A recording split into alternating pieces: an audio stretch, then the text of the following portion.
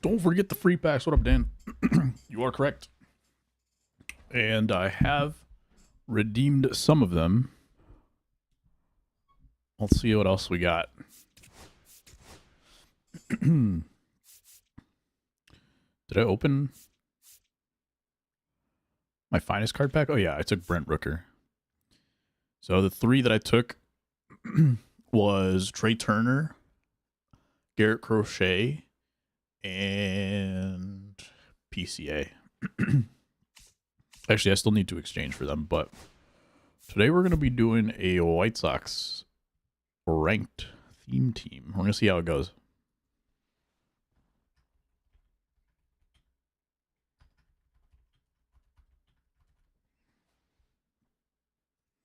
That's what the title should have been. Sellable one, I got Brent Rooker.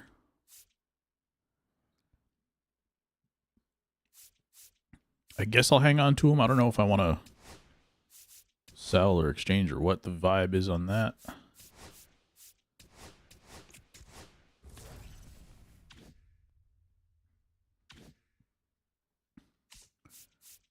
Okay, and then Phillies and Cubs. These menus suck.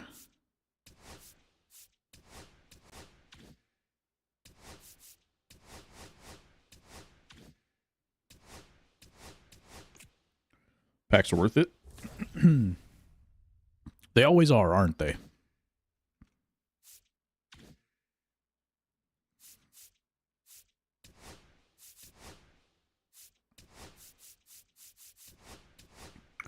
All right, we got those three players. We're just going to go play some ranked, and I'll show you the team real quick. This is the squad. We got Benintendi, who was really good for us last time we tried all-time teams. Base round is 45. Yeah, I think that the one that I got, I don't know if it's middle round or what, but those were like 70K, I think. Luis Robert. We got Mike Trout's going to be in here. I think I have him batting 9th for the vibes. Yohan Moncada, Billy Carlson, the new Colson Montgomery, Tim Elko, who I did not do well with, and then Kyle Teal, who I have done pretty well with. Some bench dudes, some not so good starting pitchers, and then non-White Sox relievers other than Grant Taylor. But that was enough for me to get 18 players on my team for the White Sox, and that gives me the full captain boosts for both. So that's what we're going to be doing. White Sox legend Mike Trout. Honestly, now that you mention it, let me see if there's any like actual White Sox former White Sox in here that just don't have a White Sox jersey on.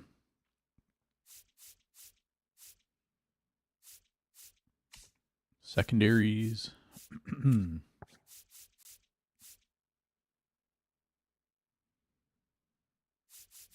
don't think any of these guys are former White Sox, are they? In which case, we are just going to run it.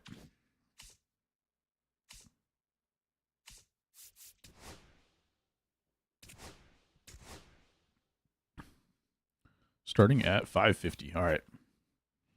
We got a long way to go. White Sox are actually hated in this game. It's crazy. We basically haven't gotten any new cards. We got this new Frank Thomas, but we already had a 97 Frank Thomas. And then, all right, bullpen is, or the rotation's not looking good. We have nobody that's on good energy. So we're going to have to make this, we're going to have to make the guy quit on this one. We're playing an all-time, what is this? Paul Skeens and Cal Raleigh. So they've got like a finest boost. That's crazy. But yeah, like the 2 or 3 new cards that we got were already guys that were like had White Sox cards. And then I think we got Grant Taylor and Aaron Cifali. So not great. How's your Red Sox team looking? Assume you have not turned the game on since Finest came out, though. Leading off for the Lumberjacks, We're getting ready for some snow tonight. How much snow? There's the whole Atla live action in 2 days, really. Did you like it? I watched it with my wife. Good start, good start.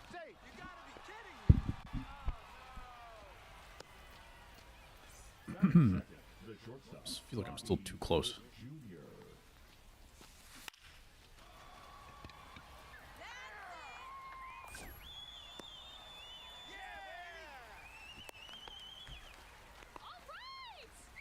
There we go. That's better. Snow, I have a 3% chance on Tuesday. We already got snow like last night. But it was only a very little amount and it already melted. But while I was watching the Bears game, like, Soldier Field was fully getting snowed the whole time. It wasn't picking up, like it wasn't accumulating. But it was snowing the whole game. All mid-rounds, okay. Still pretty good. Me last Wednesday, but I had an entire monologue intro ready. Me today, hello. I take it football did not go well for you this weekend? Hello, Greg.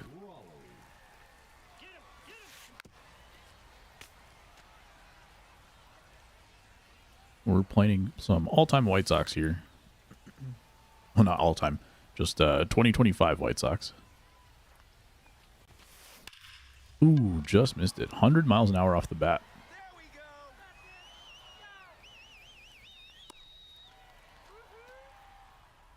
Bears play on Wednesday now? Not that I'm aware of. Does it say how much accumulation? Less than 1 inch. Okay.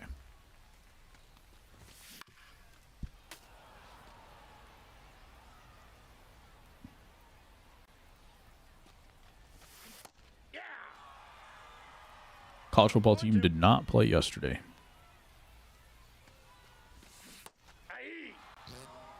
How's your finest experience been? Batting second, the third baseman, Montgomery.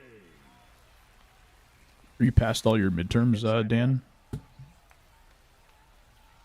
You get a little time to chill before Thanksgiving? I ended up not using the captain boost on this Colson Montgomery because it was like power left and power contact right or something like that. But then, like, that was the same boost as my pitcher, who has not changed. It's still Shane Smith because we've not had another pitcher captain. So because of that, I went with whatever the captain boost was before. And I think they increased also walks per 9. Whereas this Colson Montgomery would have increased Ks per 9. And I'd rather have the walks per 9. And I could have juiced up everybody against like righties or juiced up everybody against lefties. But we're just going to make it even keel here. I'll have to keep an eye out on what the attributes actually look like though, so maybe I do want to just like boost them against like massive power against righties, massive contact against lefties or something. We'll keep an eye out for that. 3 out of 10 on a paper because I didn't choose the right prompt. What does that mean? Like, why didn't they give you the right prompt is my first question. They had it right with captains in 24. 1 pitcher, 1 hitter for each team. Is that not how it is right now?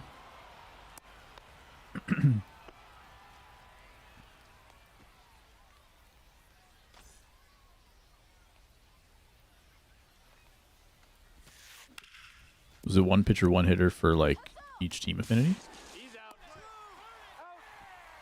Just wrote something. I don't know what the actual assignment was. Okay. Well, sounds like it's fair. 3 out of 10, right? Sounds fair to me. Luis. What's up, Ayala? How you doing, man?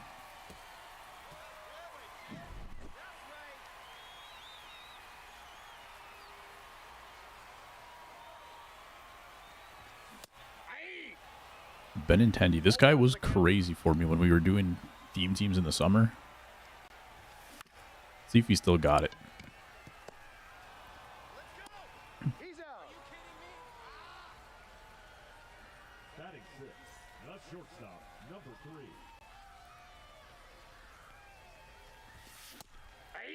3. ALS and the history and stuff behind it, but apparently it's not what I should have chosen.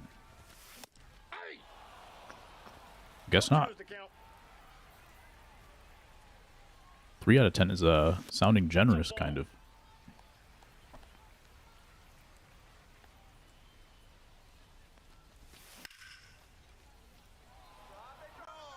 Not going to get over the head of the right fielder. Corbin Carroll out there. It's just barely late on that. It was a changeup. Hey. 0-1's the count. This is the new Paul Skeens card, by the way, if you haven't seen it. No balls, 2 strikes. This guy's got a finest team, got the finest captains.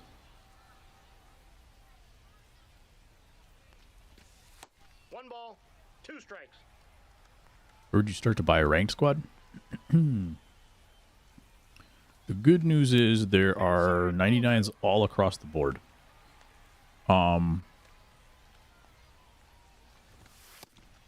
to think of where the finest cards play into all this.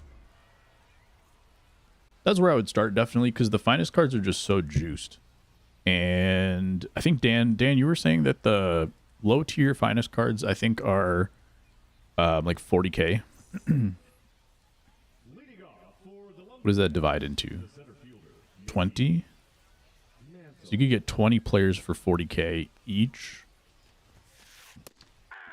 to fill out your team. And then you have to scrap a little bit together after that. But that's what I would probably do, is start from what you can get of your favorite looking finest cards. Because they're just so juiced. Like, they're so much better than everything else for the price, probably. And they literally just came out yesterday, I think. Or 2 days ago. So definitely start there. You can get, I think, 3 free in the market as well, right? 4 free in the market, actually. So that probably rounds out your whole team. He took forever to get to first base. World Series program, that 99 Shohei is elite. There's a 99 Shohei in the World Series program. Isn't there like, World Series like playoff World Series, right? Not like rank season. I think that would be what you're talking about. Yeah, there's like the 99 Shohei. Aren't there like 3 Shoheis in that program or something? You got it. Enjoy. It's a good time to play, to just chill. Like right now I'm using the White Sox team, so there's probably a lot you can do. And that would be maybe another thing if you wanted to do a theme team.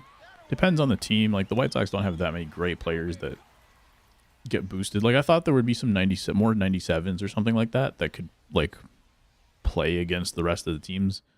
But my team is actually pretty underpowered right now, even with the captain boost, so that kind of sucks. But I figured there's probably some teams, especially the playoff teams. You can put together like really good ranked seasons teams with the playoff, like anybody who was in the playoffs. Fastest P5 I've ever gotten. Nice. What rank P5 did you get? Like what number? Can't even ask ChatGPT to write one for me because I've written all others legitimately, so the professor will know. Yeah. This one's hit a little bit low. Caught for the out. I think Mickey Mantle's in center field. For some reason, I've been late on these changeups. Never paid attention to that, really. Even for your fastest P5.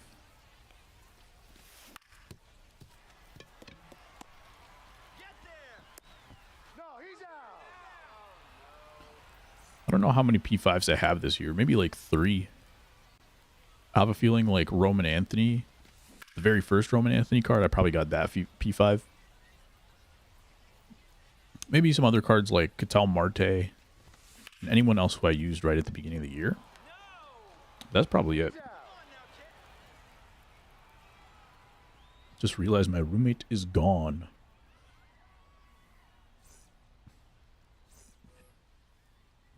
Maybe he's getting dinner. The catcher, Cal Raleigh. Let's go, Shane. Double PXP has made it easy to get P5 and crazy fast too. That makes sense.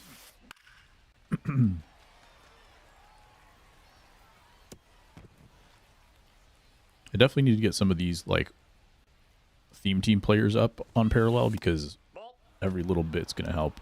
Some of them are like this Kyle Teal, I think is like 100 contact, 90 power, something like that. And then when you add the plus 12s to everything, then they become like legit cards. It's weird though now. Oh my god, Cal Raleigh every time. Going foul by a foot. 2.5, 2'9". I guess 2.9 feet. Not the same as 2'9". Nintendo's rough in left field. Dinner at 6:30. Is that an absurd time for you, Dan?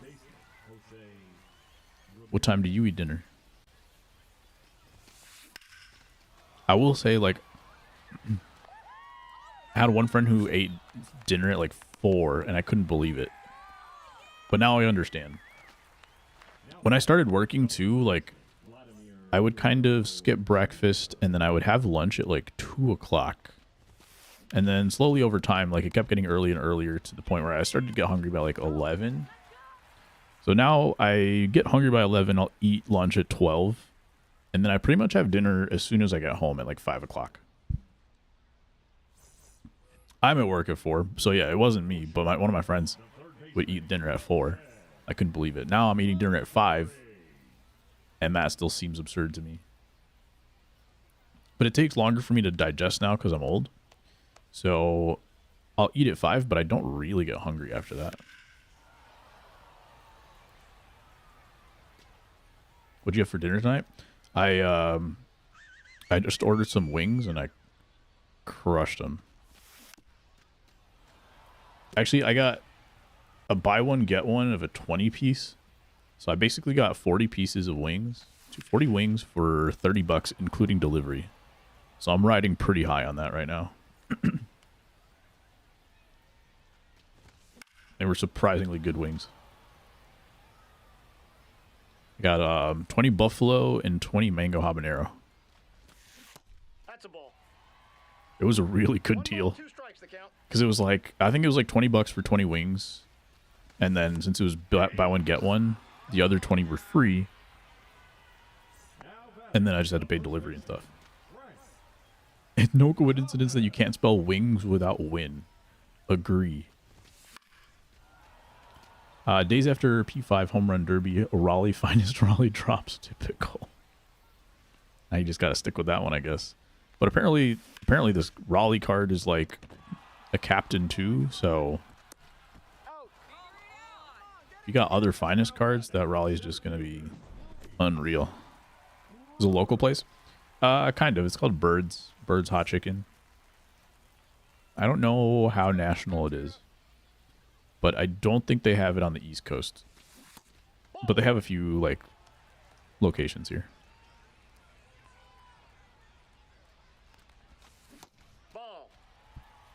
And they only just started having wings. Like, I usually get their like chicken sandwiches or their tenders. So this is the first time I got their wings. Actually, I ordered the wings last time, and then I don't know if they just didn't have it or what, but they just sent me tenders anyway. So when I saw it today, I was like, I don't know if I'm actually going to get wings or if they're just going to send me tenders again. But they actually sent the wings, so that was good. A Birdie's hot chicken?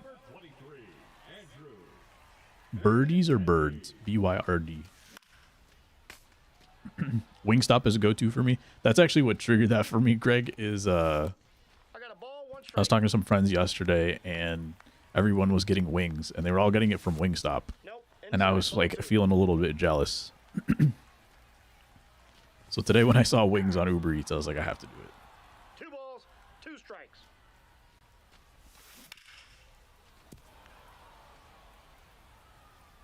I heard Buffalo Wild Wings fell off. Is that true? 3-2. I have a different place, but I found your place and see the deal. Like, what's going on in Chicago? Leading off for the Lumberjacks, the designated hitter, Nick Kurtz. I think there's some places that will deliver cross country. I think Goldbelly, does Goldbelly do that?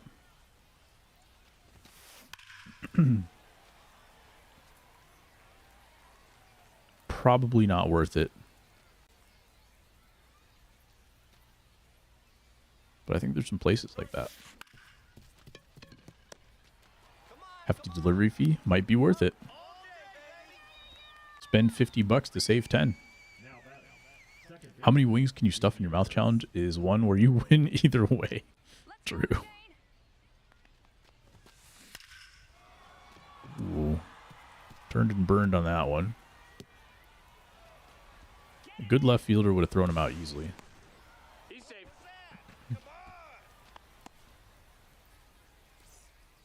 You have course registration tomorrow? Do you know what you're going to register for at least? 0-1's the count.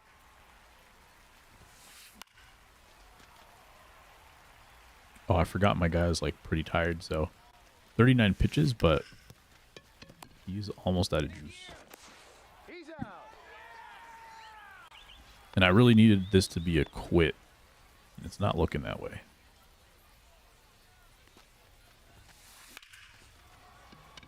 That was a meatball. I'm gonna go close this door real quick.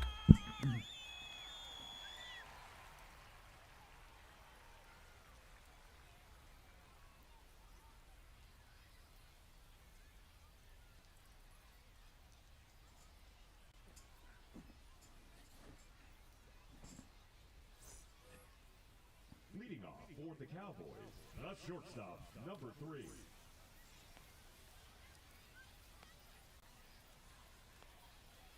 Come on, Billy. Google Doc 3 weeks ago, so they filled up. They could have filled up. Now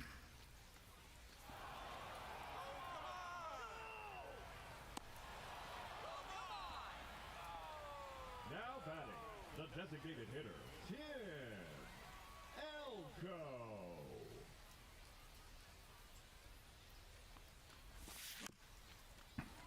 Swinging at everything today.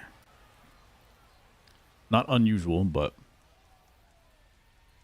Skeens has got some good stuff. Ball, that's inside.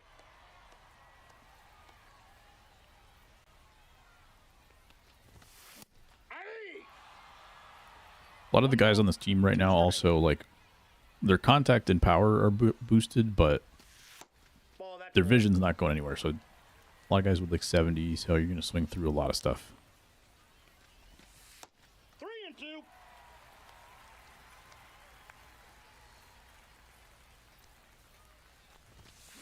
Ugh.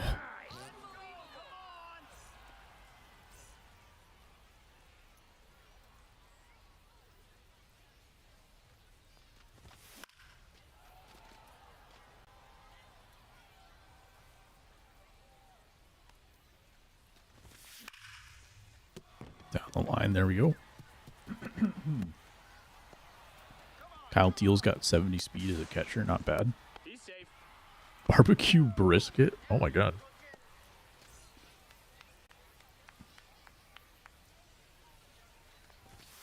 Aye. 0-1. Yeah, you definitely got to get in on that for sure. Aye. No balls, 2 strikes. The back of my throat still feeling the wings a little bit. Made yourself hungry? I mean, barbecue brisket will do that. You don't want to put socks on again. If I were in your shoes in college, I probably would have done the same thing, honestly. The shortstop, Bobby Witt Jr.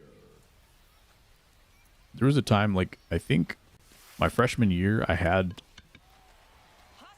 like, the meal plan. He's out. And I went pretty much every day until October. And then one day in October, I just got so sick of it, and I never went back. Aye. What school ID do I need to forge to get some of that? I'll just get Goldbelly to show up to a school and bring you some.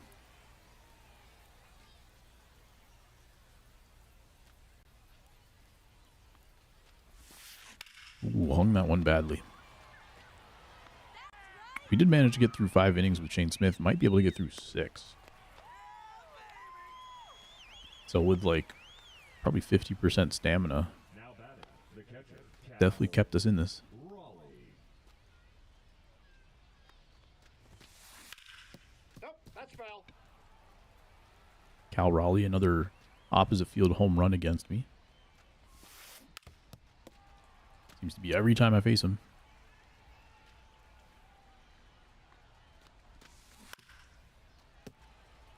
Orange Fanta is so bad for you, but carbonated orange juice, and that's good for you. It's not orange juice, it's orange juice. Do you know what I mean?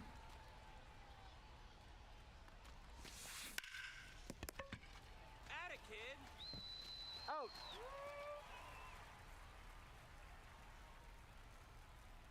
Orange juice, yes.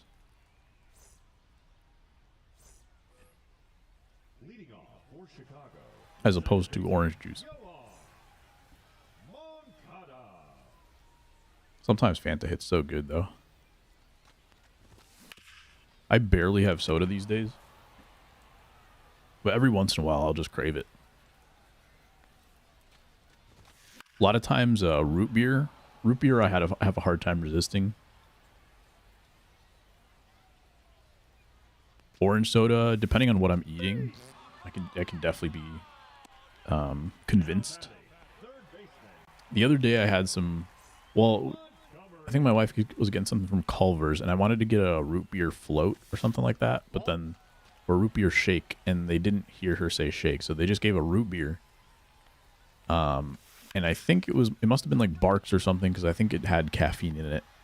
I think Mug is caffeine free, but I think Barks and A&W, I think both have caffeine. Thankfully, it was on a night where I had to work till like midnight, so the caffeine did its job. But then once I tried to go to bed, I could really feel it. Come on, kid. Way too big brain? Which part? There was a lot of brainlessness going on in that story for me. Leading off for the Lumberjacks, the third base Shane Smith now at 50 pitches. Got it done, though.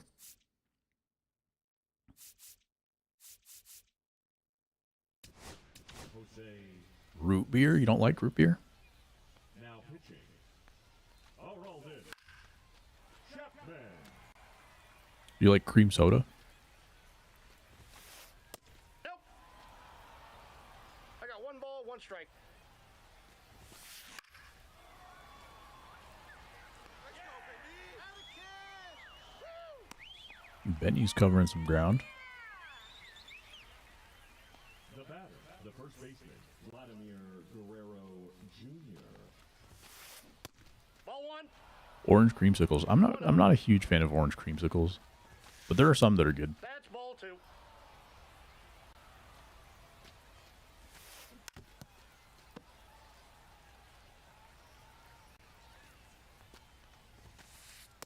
Three balls, 1 strike.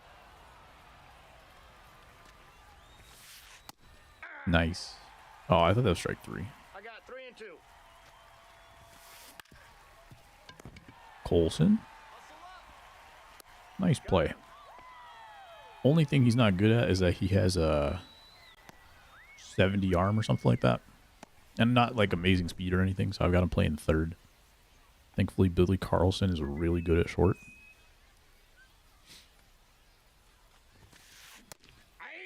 Do I walk to CVS and buy some? Ball 1's the count. Or just walk to Ben & Jerry's? Ben & Jerry's has a whole store. Here we go. That's the way. There you go. There we go. Atta kid. Probably cheaper at the Ben & Jerry's store, right?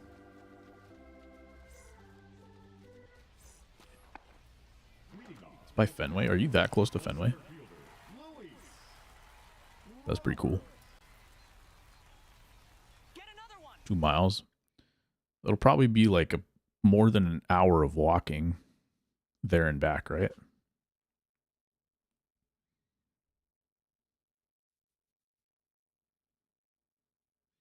If you go get the orange creamsicles, you might as well get the barbecue brisket, right? I think that would be the best.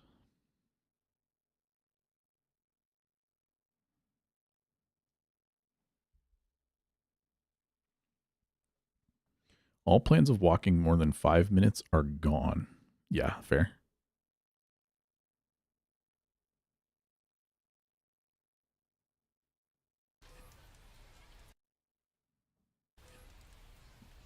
Hey, Louise, let's go.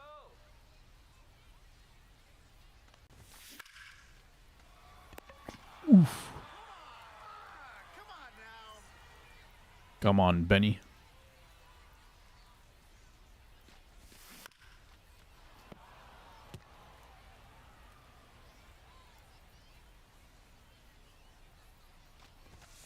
Hey, 2. 0-2 is the count. Mostly throwing slow pitches, I think. Maybe 20% fastballs. Not including sinkers. Actually, take a look at what the splits are here. Actually, more than 60% hard stuff.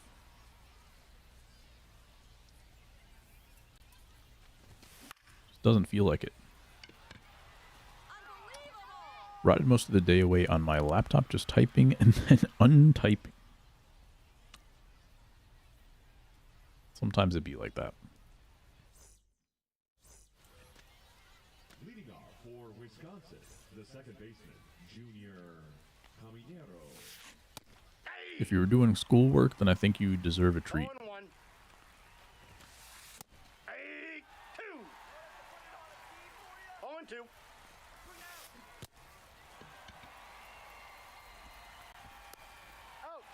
Refiring Wordle guesses? Oh. I thought you were like writing a draft of a paper and then changing your mind. That's what I was thinking.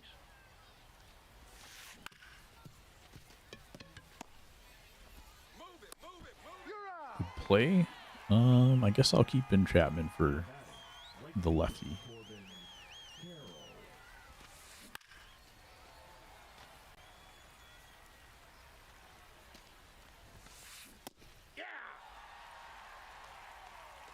In that case, I don't know. Should I retract my statement about deserving a treat?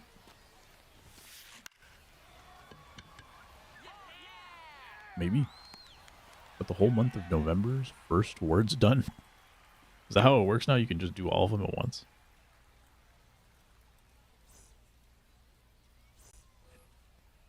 Leading off for Chicago. All right. 2 strikeouts for Tim Elko. Elko.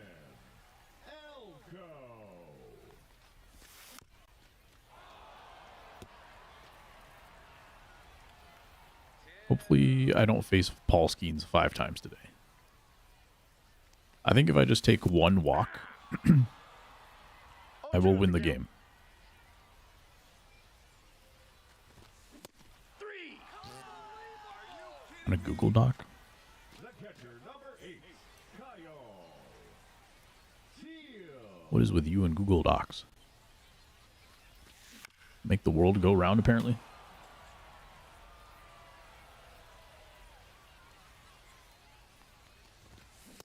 Ball 1.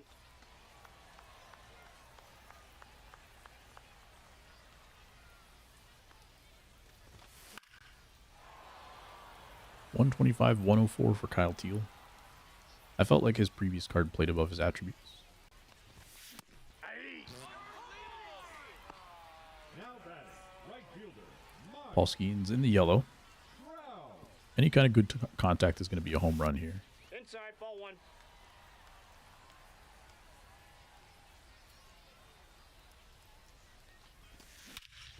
Like that.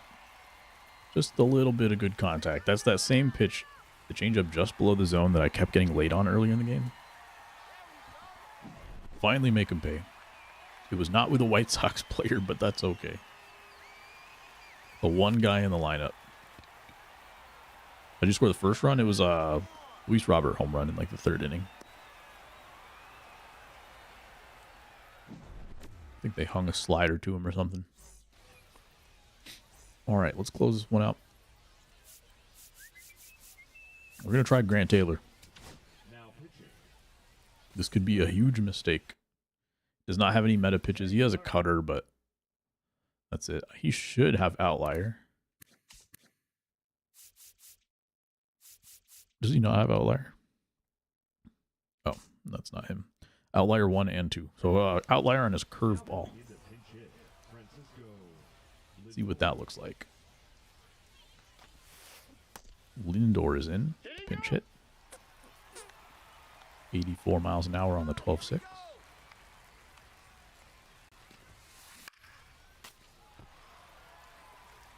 .101 under the hands, and then let's try to break his bat right here.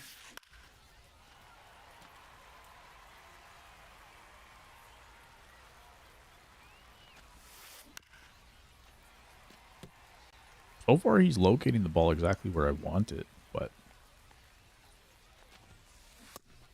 there we go. Couldn't get the swing and a miss for a minute.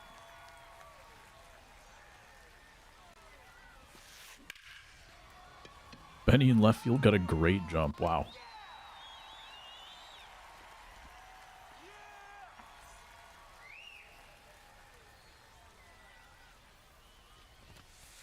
Ball inside.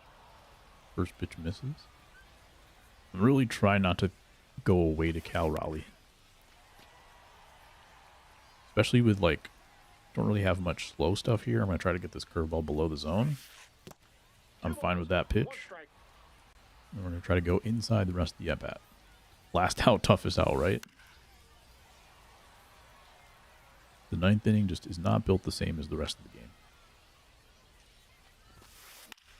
Cal Raleigh pops it out to 3rd. Colson Montgomery is under it. Makes the play. And the ball game is over. Luis Robert must have also walked in this game.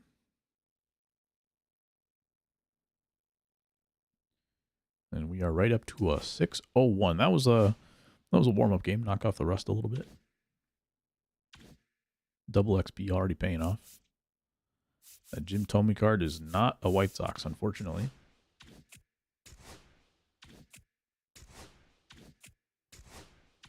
There is a White Sox Thome card, but I was really bad with that one.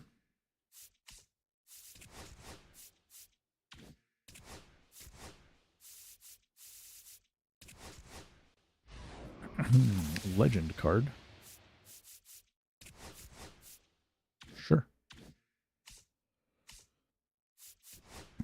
I did finally go through and open my packs on the app the other day. Don't really think I got that much anything good.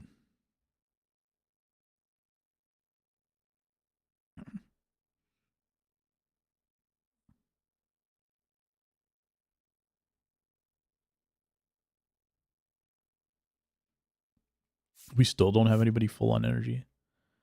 Let's go Jim Cott. I think he's a 94 playing up to a 99.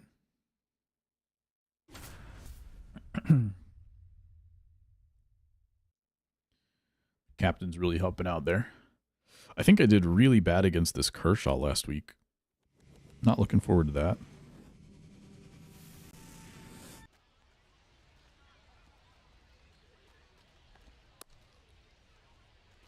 I think I like almost got no hit by the Kershaw.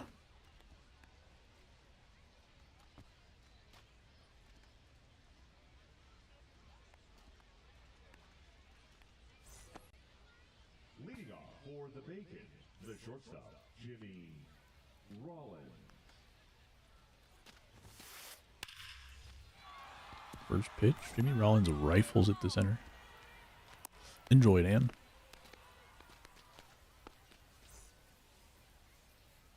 It's got to be finest Bellinger, I would assume.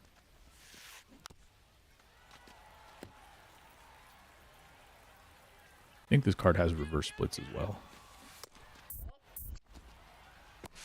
Kyle Teal with the big throw.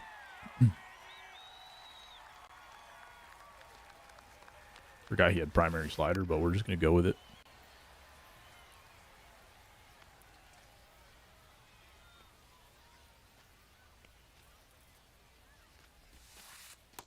Ball 2.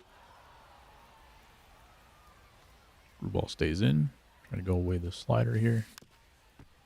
Just barely got a piece.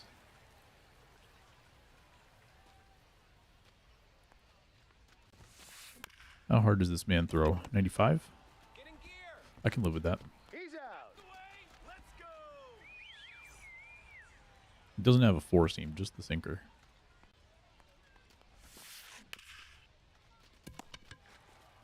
Hustle up. Got him. All day, baby. Colson has like around 90 fielding, so once he gets paralleled a little bit, I'm sure he'll be a diamond shield at third.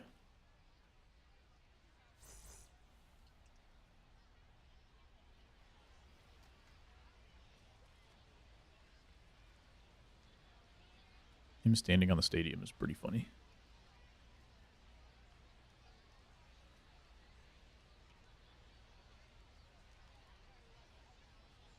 This guy's got a 253. It's not even top 50 percentile.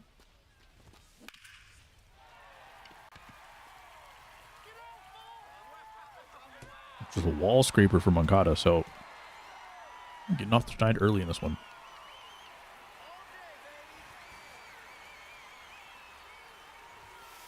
Ball in. I'll be honest, if I had to, I would not have bet on myself getting ahead in the game early like that. Time. That ball hit him. Montgomery's going to take the hit by pitch.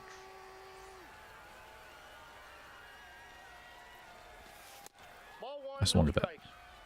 Well, I thought I had check swung. Thomas puts this one in the gap, so already way different feel from Paul Skeens in the first game. I think I'm going to stay at third. Not insane speed. Not worth it with nobody out and a righty up next. Ball inside. Who's thrown a lot of strikes so far.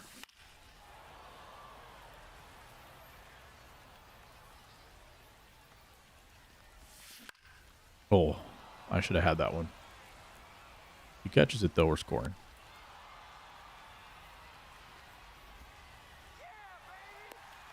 Early enough in the game where I don't think you let that one drop on purpose. It's definitely something you could do in a situational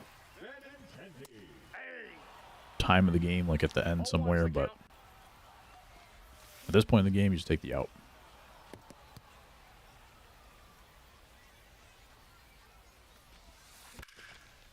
It's kind of how I feel about like when teams will bring the infield in the first inning. I never really understand that. Like, yeah, it might be a good pitching matchup or something. You think that you have a hard time scoring that game, but I don't know. It's also kind of like 0-1. at some point you just want to have faith in the hitters that they're going to be able to hit. 0-2 is the count.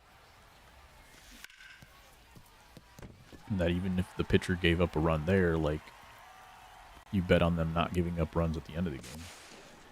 Yeah, you're I thought for sure they were going to go home with that. And now I've pretty much not yet run myself out of the inning, but ball. could have been first and third. With an opportunity to score a third run here. Aye. With just a little contact. Now I got to get a hit. With a guy who has a 182 average for me. 1 ball, 2 strikes.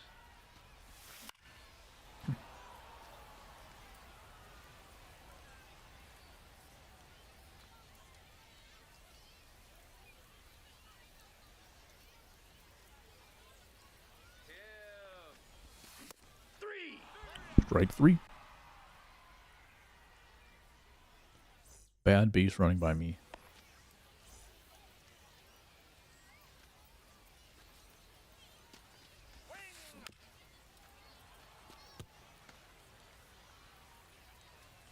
But already outscored myself from last game in the first here, so we'll definitely take that.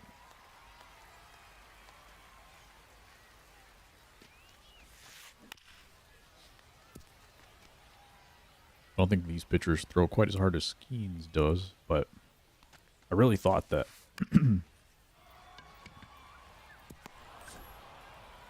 that game felt like even more underwater. Like, that game felt like I was playing on Hall of Fame or Legend, pitch speed-wise.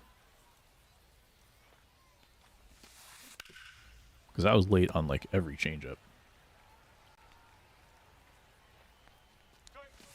This one, I feel like the timing has felt like it made sense so far. That's a ball.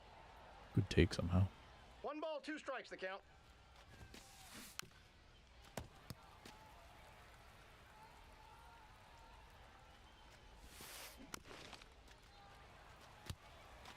And I have to try to stay up with something here. Roll with a slider.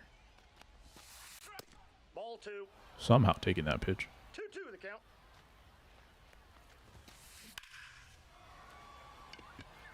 That was a very interesting at-bat.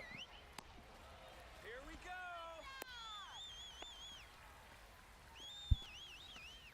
Batting 6, the left fielder, number 22, Juan Soto.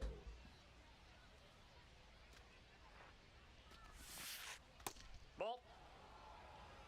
Counts 1-0. Just one out here, but a lefty-lefty. Good opportunity for a double play. That's a ball. We got 2 balls, 1 strike. Hit that one really hard. If that was anywhere closer to the zone, might have been a homer. We got full count. Ball 4. Good at bat. Probably should have been more aggressive against the lefty. I was trying too hard to like throw a perfect double play ball. But should have just thrown it in the zone.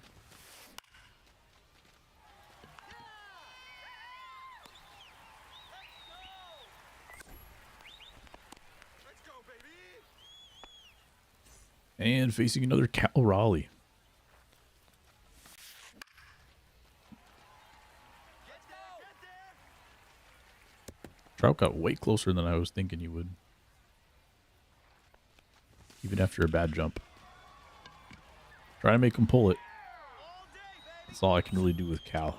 If I throw it outside half, it's a home run the other way every time. Crazy team name. Leading off for the Cowboys, the catcher, Kyle Teal.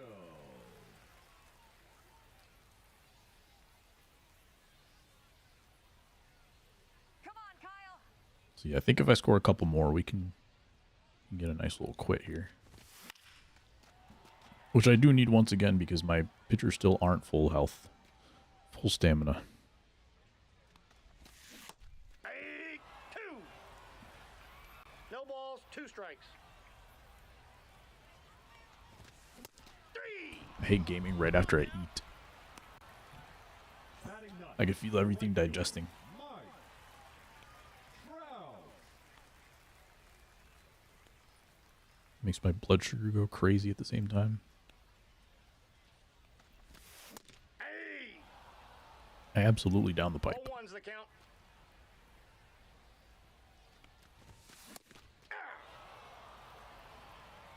On 2. Let's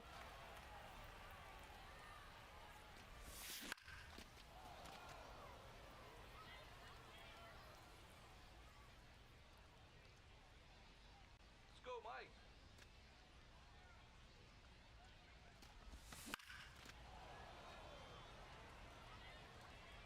Definitely missing some hangers to start this inning. Start this at bat.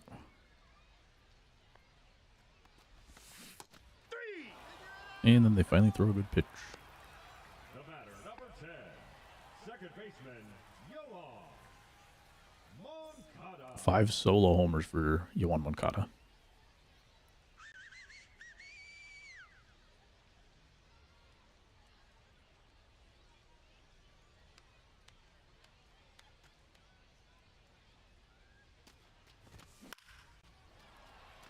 Not going to be number 6 quite yet. Threw an absolute dot of a fastball. Hittable if you're looking for it, but I wasn't.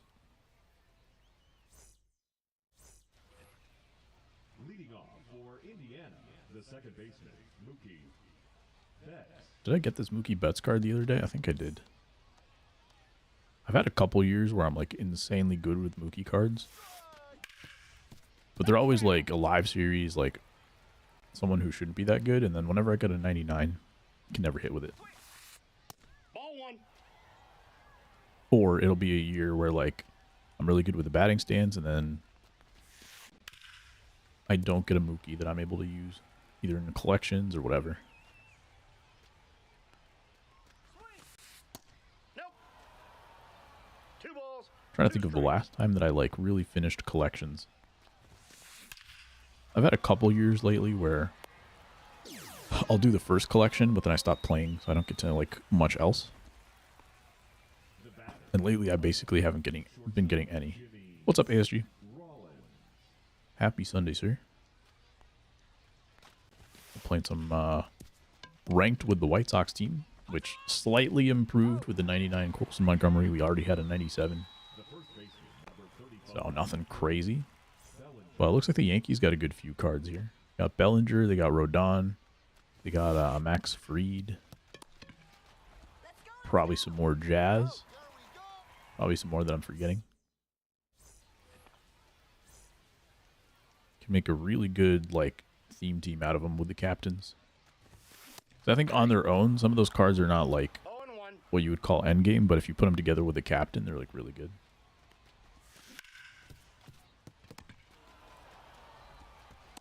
He's out. As opposed to the White Sox team, like some of them, like this Frank Thomas can't really get that much better. And then there's other cards which are still like 85s trying to play up to like a 97, and that doesn't quite compete against the cards in the game right now. 0-2 is the count.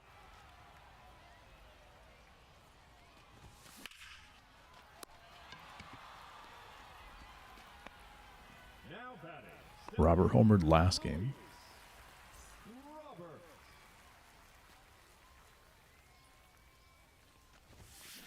Hey. Did he walk in the first inning? 0-1's the count. Oh, I think he had the sack fly. That's why he hasn't registered an at-bat. Second and third innings, not as good as the first, though.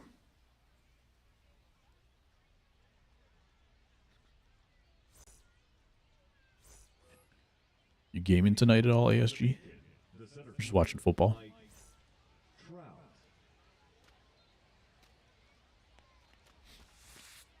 Are you a Giants fan, by the way?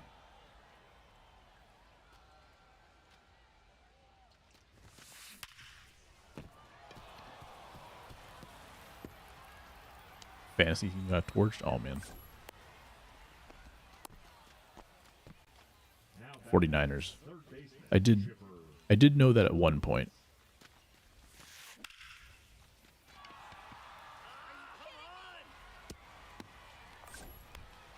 Bears play the Giants today. Another crazy game for the Bears. I think every game that they've played so far this year has been like memorable / crazy in some way. First game was against the Vikings, where they blew the lead right at the end in the fourth. Second game, they gave up like 54 points. Then in the third game, what was their first win against? Oh, just like that, we give up the lead.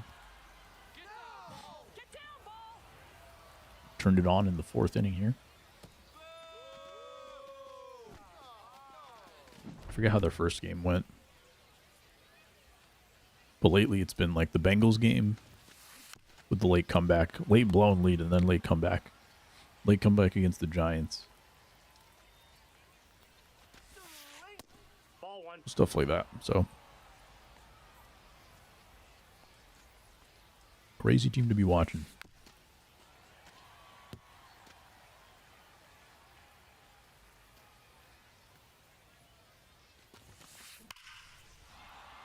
That's a home run, really.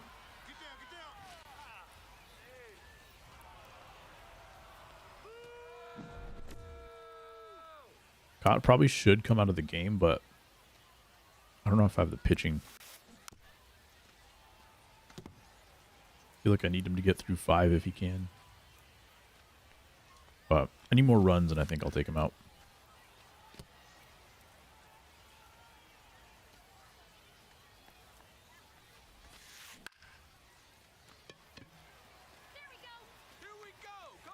I think 2 of those homers were on low and away pitches, so I'm just going to keep that in mind. Don't throw low and away in the zone. Due to the food. What's up, Angel? How are you, man?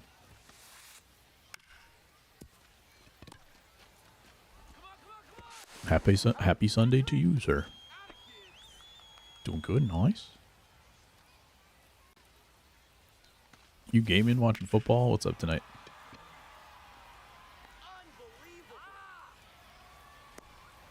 I was planning to work a little earlier today, and then I stared at the computer for like an hour and did not have the energy for it. So I'm taking it low-key for the day.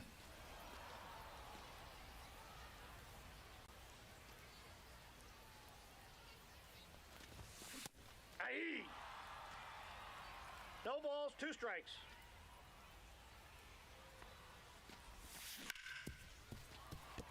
I was just telling Dan earlier that I just ate some wings right before stream. So first of all, I'm still feeling it, but Batting number 3.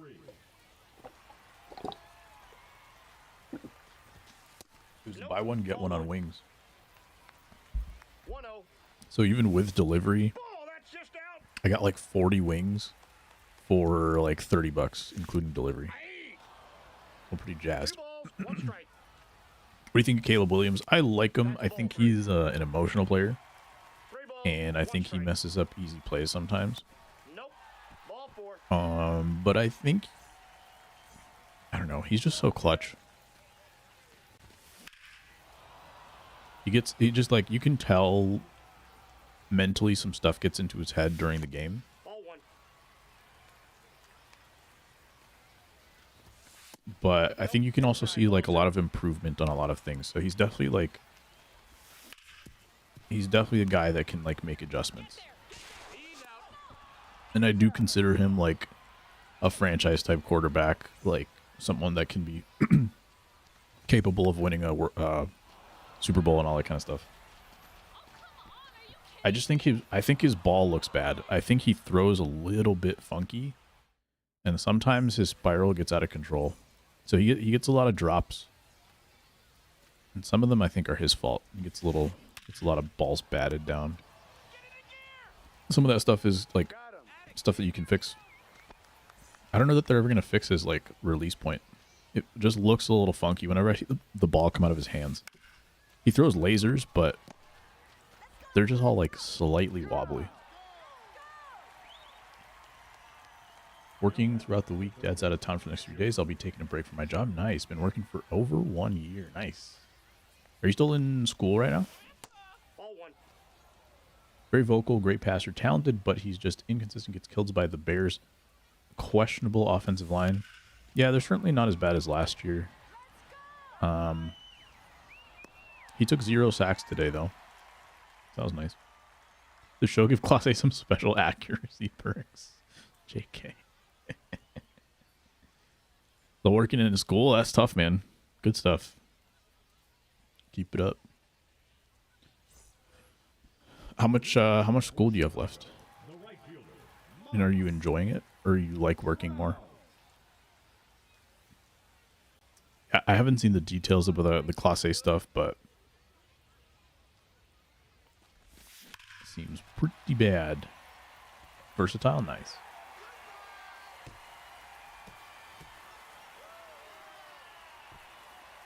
Yeah, I think you're pretty spot on about Caleb Williams, Angel. A lot of stuff that he can be fixed, and he seems to be coachable in that a lot of the stuff that you notice him do poorly, you do see him improve on. But he seems to he'll make an improvement and he'll kind of regress in another area from time to time. Today, I thought he played really well today, actually. Even though they didn't score a lot, I thought that there were multiple spots where someone had a drop or something like that. To the point where they could have done a lot better, but their penalties are getting better. That was something he was having problems with earlier too. He's good and young. So crazy. Like, what was the point of him doing that, you know? That was a crazy catch. Ex-Cleveland closer is a joke. He is not young at all, says Angel. Under 30, youngish. Yeah. I think as long as you still have prime years left, I think you're still considered young. And if you're under 30, I think inherently you still have, you would expect prime years left.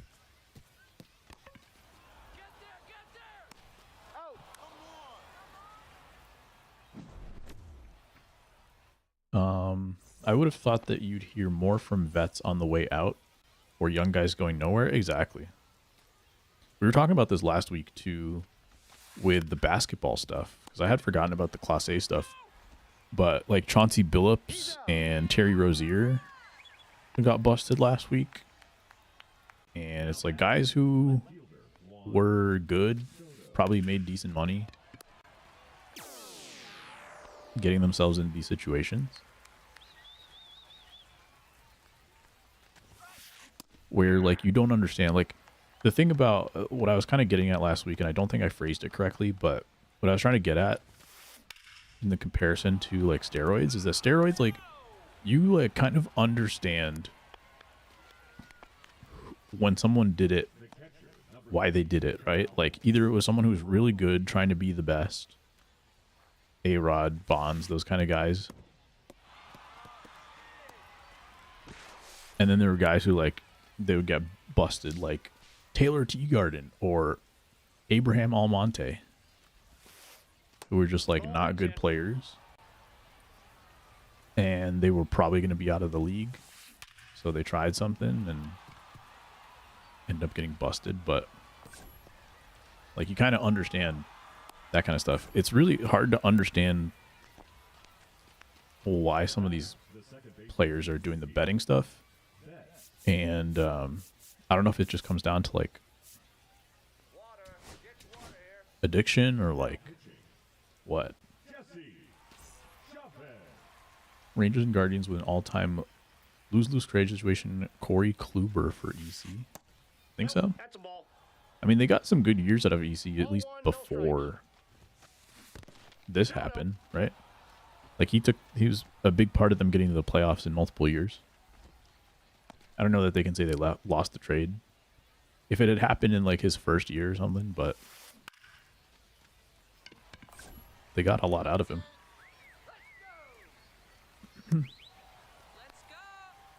Billups was a key cog in some good teams back in the day. Absolutely. Like some of those guys, like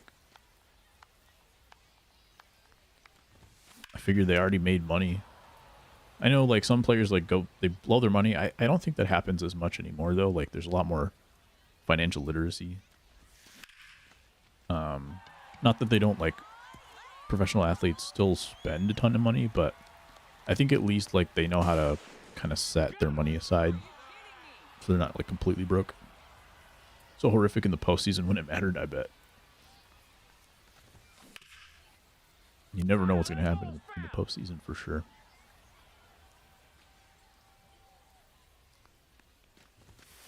Hey!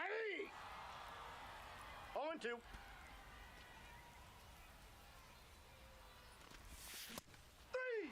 Some people just like enjoy gambling, and I guess that gets out of hand.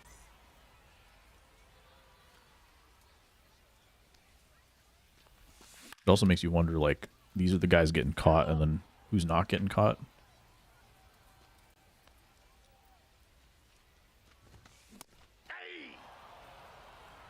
NBA Heat's going to do with Rozier's contract. They just signed him.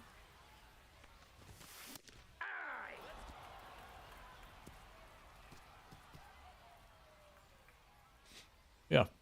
Is there precedent for that in like other situations where the league like bans somebody or whatever? What happens with their contracts at that point?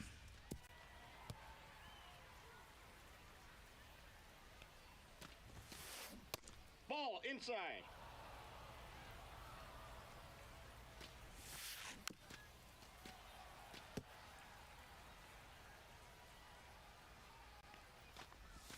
Trying to think in my head of like what's fair. Because I think injuries, you never really have a case to like not pay someone's contract. That's just the risk that you take with injuries. But with gambling, that's like somebody's choice, and I would think that the team should not be on the hook for their contract. NFL isn't guaranteed. It's the easiest to dump. Makes sense. Ball. Counts 1-0. Did he go? Get real blue. I would think that... I guess it would also be something more along the lines of like, is this affecting your team positively? Like, if you were cheating with steroids, right? Like, you are then helping your team win games. And if you got caught in the middle of the season, that means presumably your cheating helped your team win in the first half of the year. In which case, like, the cheating affects the team, obviously, to the point where like they should have some kind of penalty to go along with it, even if it wasn't like, even if the team didn't know all that kind of stuff. You'd have to think that that cheating was impacting the winning and losing of that team. But gambling's different. A lot of times, like, you're really just throwing games in gambling. If anything, like, you can't suddenly perform better just to gamble. You can definitely perform worse on purpose, which is, I think, is what really happens.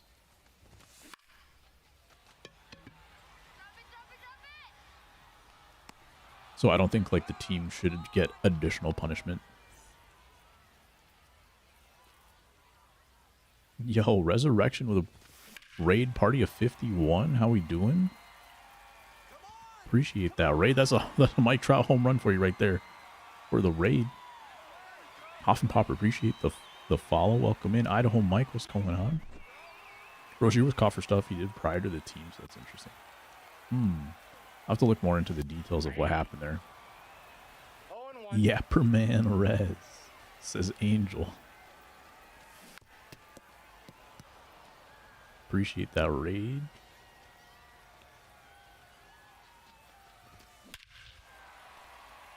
Home run for Yoan. We're going tie in the game in the bottom of the seventh. Appreciate you. How was the stream? What were we playing? We're doing a White Sox theme team. Now that the finest cards are out, it's kind of what I've been waiting for. Really just getting a small upgrade on Colson Montgomery.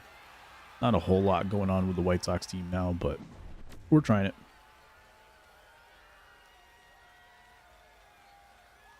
Shady stuff when he played for his last team and they just signed to his new team. Oh. Yeah, I'll have to see what that's all about. JB, what's up, man? We're trying to make this comeback complete with a win. I'll save Goose for the 9th. Lefty's coming up, but he did homer lefty with Soto earlier. So, let's see what happened. Theme teams as well. Nice. What theme team were you running? 1-0.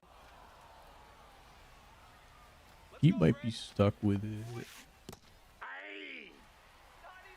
Both for paying him as well as it counting against the cap. That was not... That almost looked like an intentional beanball, but... Alright, this Soto... I don't think this Soto's going to last in my bullpen. He throws really fast. Fastball down the middle. Probably bring in Jojo Romero or something. Res rated into the foodiest of dudes. Hope everyone's doing good tonight. I don't usually stream on Sundays. I'm usually on Wednesdays, but I had to work late on Wednesday, so here we are. Appreciate y'all coming through. Use the Dodgers, Mets, Padres throughout the day. That's pretty slick. Sick. There's probably some good teams you can make there. Dodgers, especially with like millions of postseason cards. Trying to think of how that Mets and Padres team would turn out. So I think you got like a couple of Tatis cards after Chase Headley. Chase Headley is probably really good with the boosts. Throughout co-op. Oh, nice. Do I have drops on? They should automatically be on. Ball one, no strikes. From what I can see, drops are enabled. Can anyone verify that for me? What's up with Rozier? He got caught in some gambling situation, along with like Chauncey Billups. One ball, two strikes. So we were kind of discussing how like you never know who's going to get busted for gambling because the Class A stuff came out today too. And yeah, so it's like players who were good, players who probably made a lot of money, and then players who, yeah, there's some guys who were like in the G League and then getting caught. So you never really Counts know 1-0. who's mixed up in that stuff. On NBA games, yeah. Absolutely. What's with millionaires and gambling? It's weird because, like, Angel got a drop here. Okay, thank you. So drops should be good to go. Why ruin your career because you want to gamble? And it's not just like you want to gamble because you can still gamble. Like, you can gamble on a million things and be fine. But then, like, actually throwing your own games to control the gambling, like, you don't need to. Like, because one point we were saying is, like, okay, like, there's addiction involved. There's people who, like, He's out. I don't know, enjoy the thrill of it. But you can still get that enjoyment from other types of gambling. So I feel like that doesn't even factor into these situations. Because if you really just, like, really wanted to gamble, you could do it on, like, anything else. So it's got to be for the money. And it's got to be for, like, Hey. I got a ball, one strike. I don't know, greed? Would you just call it greed? One ball, two strikes. Because if you're actually trying to fix the games and everything, only reason is to make more and more money. Which sounds obvious, but it's just like all the excuses that you can use for somebody else's gambling problems. Like, you see, like, the average person who has a problem with gambling, they're not in a position to, like, fix it so that they guarantee themselves a win. And so when they do go crazy with gambling and have problems with it, it's because they actually have a problem and not because, like, they're just greedy necessarily. There's other reasons, is what I'm trying to say, for other people, but in that situation, I don't think those excuses, like, are valid. Into a sure win, yeah. Told people to bet they're under in the props 8 minutes. They had an injury and took themselves out of the game. Yep.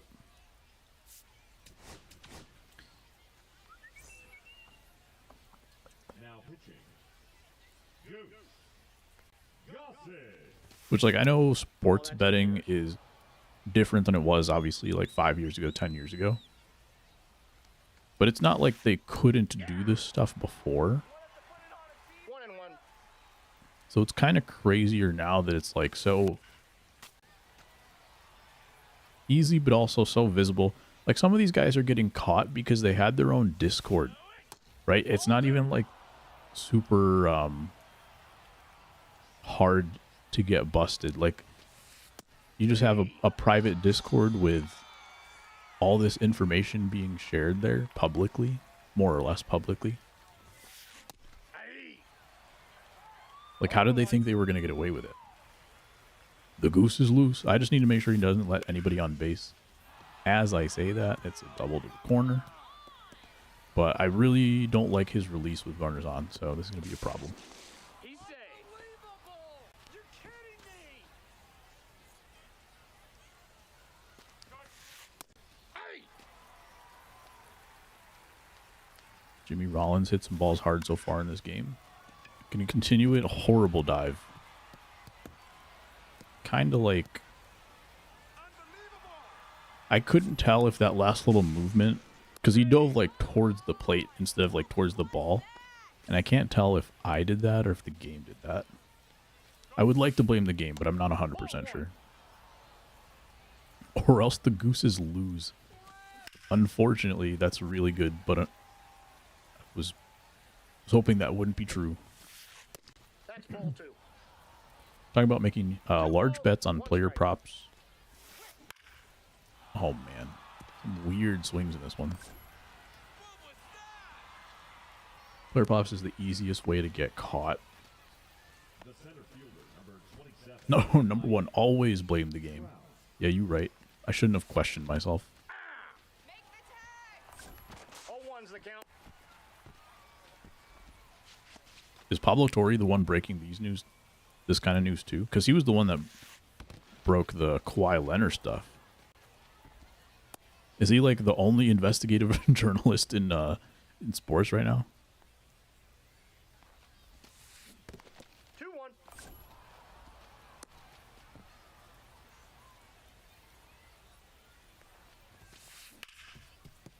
Oh, man. Diving over the baseball on that one.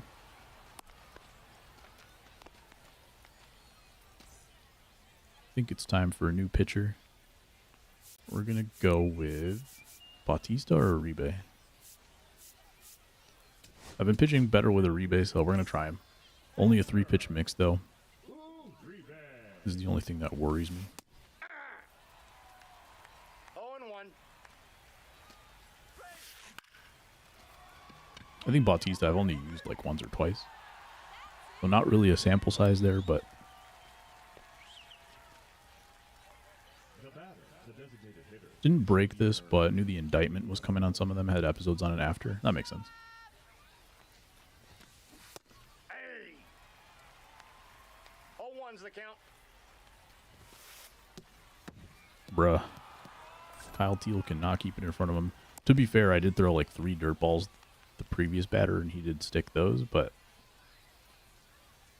he's had like 3 this game which have gone straight through his legs. Is that going to go?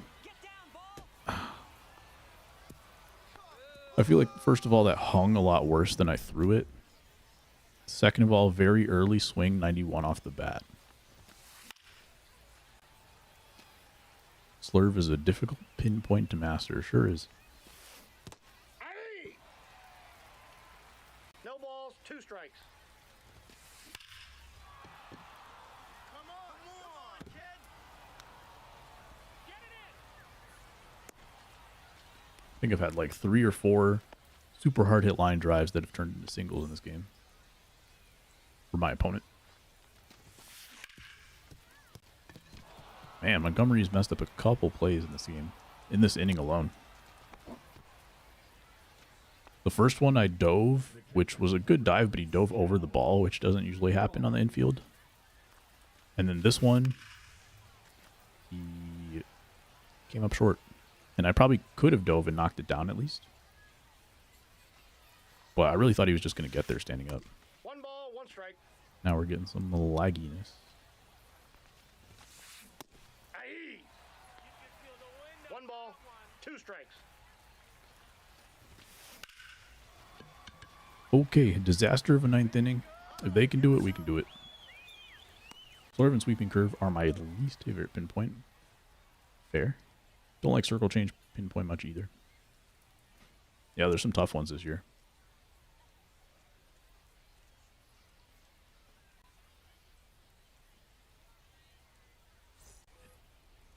Leading off for the Cowboys. It's crazy. Like a couple years ago when pinpoint first came out, and some of the toughest pitches were like the easiest to do. It's crazy. That one is gonna skip. We're gonna get on base with Billy Carlson here. 114 off of his bat. Splitters and knuckle curves. Now batting, the designated hitter, Tim. Hey. 0-1. Hung the sweeper, but I'm not hitting anything with Tim Elko, so honestly, a pinch hit would not be a bad idea here. Actually, if he doesn't get on base right now, he's getting benched next game.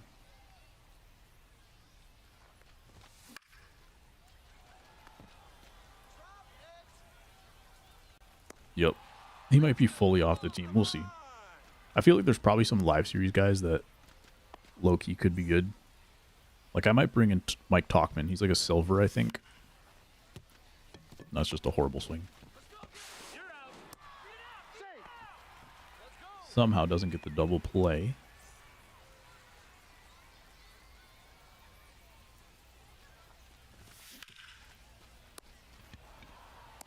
And it's over. Yeah, let me bring in somebody else to play. I think I have Elko at DH actually, so this would be easier enough. Dining hall ran out of the brisket. No, that's so tough, Dan. Did you get your whatchamacallit? Your ice cream? Alright, first order of business, Tim Elko. Go on. The question is, who's going to DH? Is it going to be Eloy Jimenez? Talkman? Nah. There's nothing that my Captain Boost can do to save him. Usually pretty good with my draw. He's dropped significantly. Tim Anderson might be the guy. I just always hit well with Tim Anderson cards. Andrew Vaughn not doing great either. Let's go with Eloy.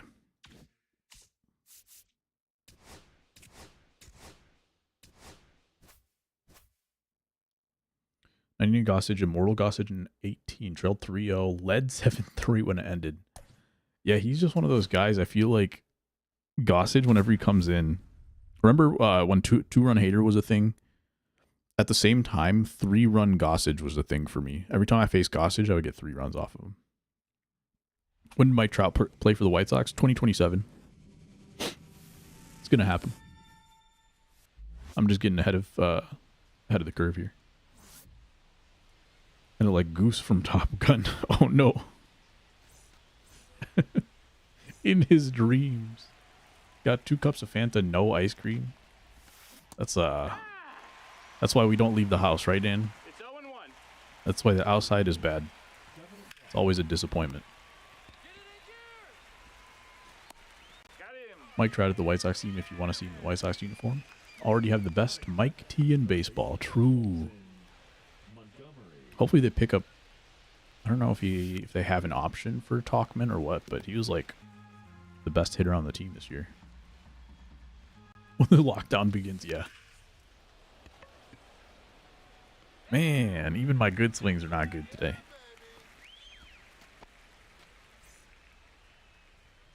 Professor is angry at you specifically, or what?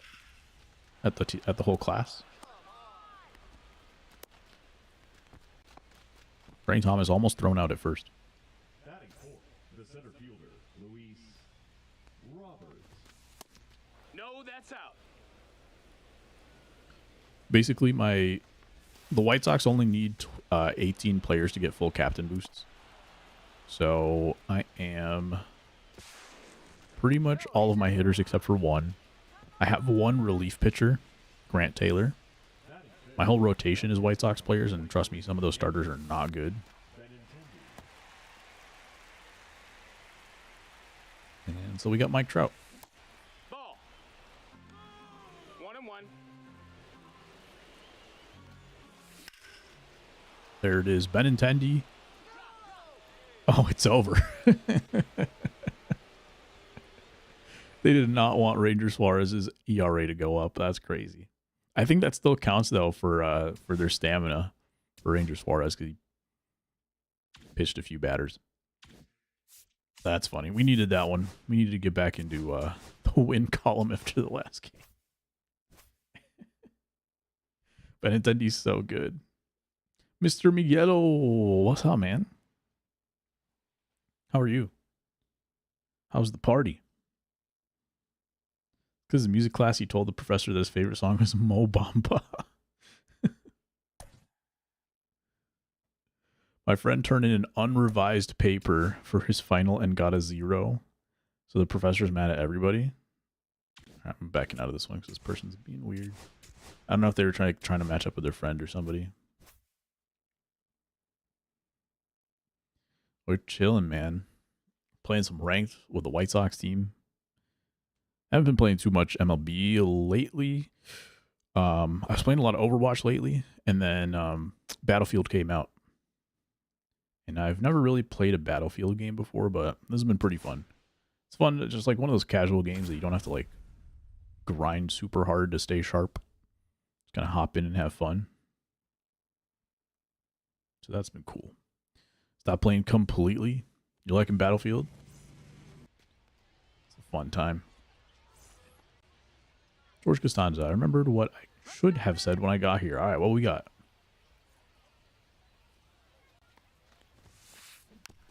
Volley to Schwarber. That's a good pitch.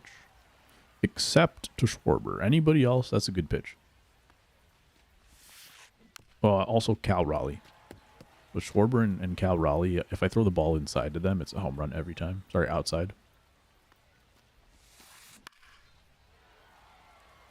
Get there, Trout.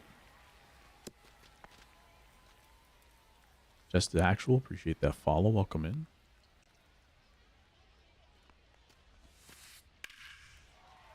Not really interested in MLB. I like venturing out, but still love baseball overall. Yeah, I'm having a hard time because I think baseball is just such a great game to stream. It feels so comfortable to like go back and forth between chat every pitch, you know. I've streamed some other games and it's like some games I just have to stare at the screen for 2 minutes at a time because there's like constant action going on, or even 30 seconds at a time. Like not really being able to catch up on chat makes it a little bit more tough, even though like other games I definitely prefer to play more. I'll say streaming once a week, I do enjoy playing baseball once a week, but sometimes I do want to play other games. And so I don't know what I'm going to be doing this off season. So we haven't really talked about this in chat yet. Because we did some like single player games and whatnot, but I haven't really been feeling single player games lately. So I don't know if I'll do that. Maybe I will stream Battlefield. But now it being on the PC and stuff kind of throws me off a little bit. So I don't know exactly what I'll be doing, but everything's on the table. Who's this dude food? What's up, Nikolai? How are you, sir? It's a random Sunday stream because I had to work on Wednesday, so here we are. Dude food, good food, soul food, big lewd, crude, bragapee, chewed food, don't matter who you watching. I just have no mental capacity for it anymore. Just the frustration of it. Because I also feel like even when the game is playing fine, I'm super like over the way that Diamond Dynasty works, like the way that you build your team and everything, and the game modes. I don't have any more enjoyment of grinding any of it. That's the biggest thing for me. Because I think the gameplay is probably better. Certain aspects of it, like the thing that always frustrated me the most was fielding, and I think fielding has generally improved. I still feel the same way about hitting. I still think it's a mess. But it's to a point where like I can get on and grind it and have fun. But the game modes themselves, like, I think are super boring. Decisions will be made. This game is fun and all, but it caused me a train wreck. Have you played Battlefield? It's a freaking riot. I'm really enjoying Battlefield. And I've never played Battlefield before. I've actually never played COD much before either. I've dabbled like here and there. This is my first like kind of, I don't know what you would call it, war simulator game. But I've been enjoying it a lot. Mostly because of like, it's just chill and good to play with friends. Because even that game, I'm not really grinding it. A lot of people get on and they're like, okay, I need to grind these like weapons and all these challenges and stuff. And I really don't care about that part. I'm just getting on, figure out what gun I like to play with and go from there. Hasn't been fun since like 2021. I cannot disagree with you. Still there one game that makes you want to throw your controller through the monitor and chuck the monitor out the window? Inevitably, yeah. There's always like, you always get into a good run and then it's like, what the heck just happened in that game? Just enjoy the gaming with friends aspect. Absolutely. I wish there was an easier way to have like more people, because the lobbies are so big. I wish that you could have bigger parties. But it's been cool. Come on. Out. There you go. Even in the years of sets and seasons, the hitting is completely fine. This year, it's just not fast enough. Chicago, the designated hitter, Eloy Jimenez. That's a ball. It's Eloy getting his at-bat in exchange for Tim Elko. So he's got 90 contact, 110 power. Let's see what he can do. 1 ball, 1 strike.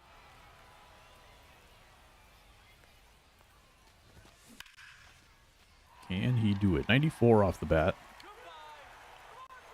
Hit with a perfect angle, and that is going to be gone. So Eloy for Tim Elko already paying off. Kind of makes you wonder if the game pre-decided you wouldn't be allowed to win. Definitely feels like that sometimes. What's the sequel to Battlefield 2042? Battlefield 6.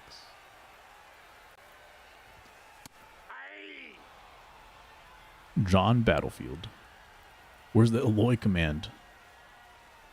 Was it Eloy's washed? Maybe it's exclamation point washed. Still grind and play the game on a regular basis. Is that your still your main game, Angel, or are you playing anything else? Eloy is washed. So sad that he actually is washed in real life, because I think he could have been special. I don't truly understand what happened with those players. Moncada was a guy who, like, I think COVID really hit him hard. There was one COVID season, like, after that. Like, he just did not have...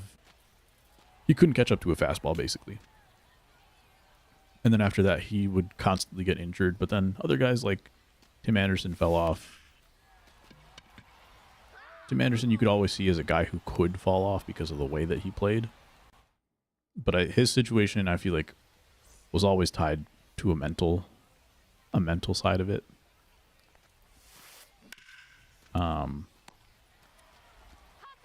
Who else are we thinking of? Robert had like one good season.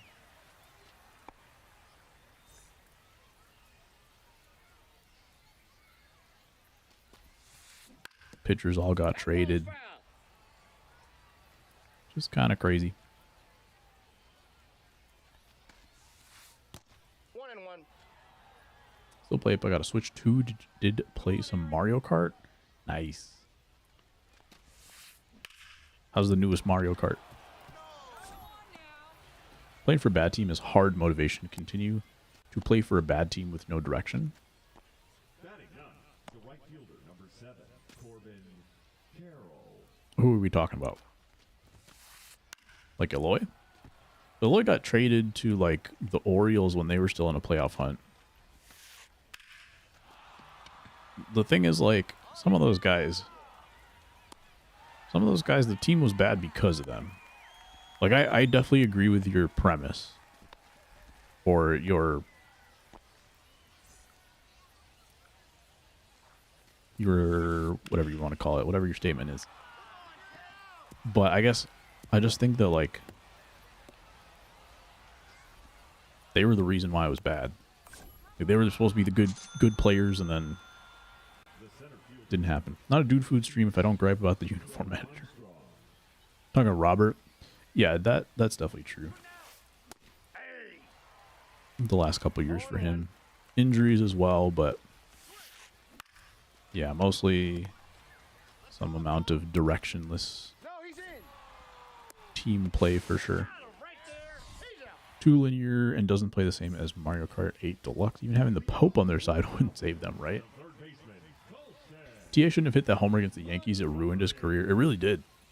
I think that was like either the last home run or his second to last home run that he ever hit. Isn't that crazy? I really thought like that moment, I thought that moment was going to be like the jumping off part of his like power hitting in his career. And then like he just never did anything ever again.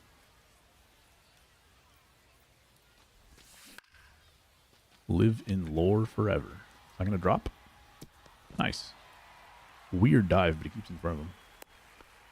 And it's flamed out. The first baseman, number 35, Frank. Frank Thomas finally getting in front of one here. I'm getting beat by that pitch all day with Frank Thomas.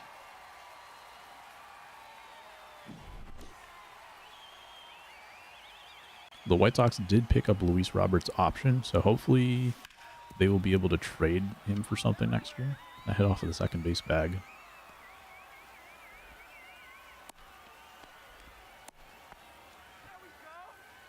The White Sox showed some sign of life in like August at this past year. Is that gone? Benintendi doing his thing too?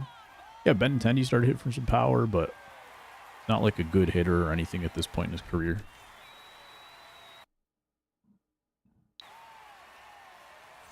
Andres Munoz coming in. Billy Carlson, can he get in on the action? 94 off the bat. Early good? Yeah, sure. Why not? How about the Bears, though? Crazy, man. They're just the wildest team. Eloy Jimenez, is he going to hit 2 in this game? He is. All of a sudden getting real hot.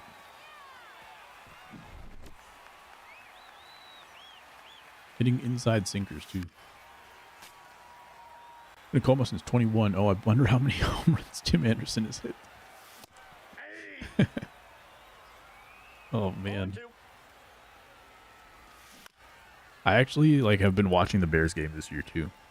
I'm such a fair weather fan. I've been watching the Bears. I've been watching the Bulls. I will probably watch the White Sox, at least to start the year.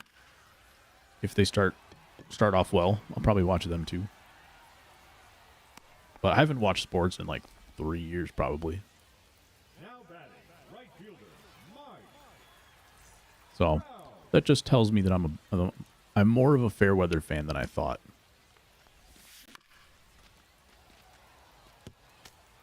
Though I will say I did watch the White Sox every game during their previous rebuild. I was watching all the games. But I didn't watch any rebuild for the Bulls and Bears. Now batting, second base. Gonna download Sonic Racing Cross Worlds. That sounds fun. Rabbit out of their butt, yeah. They're crazy. They've been consistently offensively clutch for a little while now. They seem to plateau during the middle of games when they could pull away or something like that. They always seem to lose some of the focus during the middle of the game. And then they'll turn it back on in the fourth. But their defense is... I don't think their defense is overall bad, but I think they're very not clutch.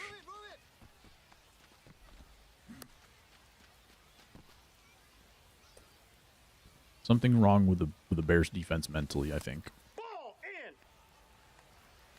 Because they'll play 3 good quarters is usually what happens for the defense. They'll play 3 good quarters, and then one of the quarters they just blow it somehow. And then they rely on the offense to have some kind of magic.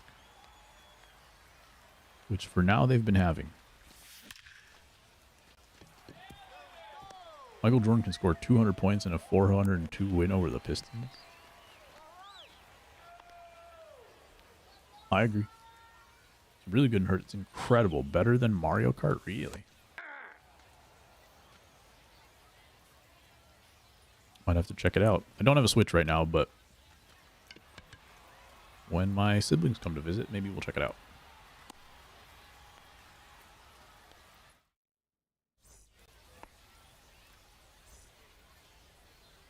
That's a cool Braves jersey.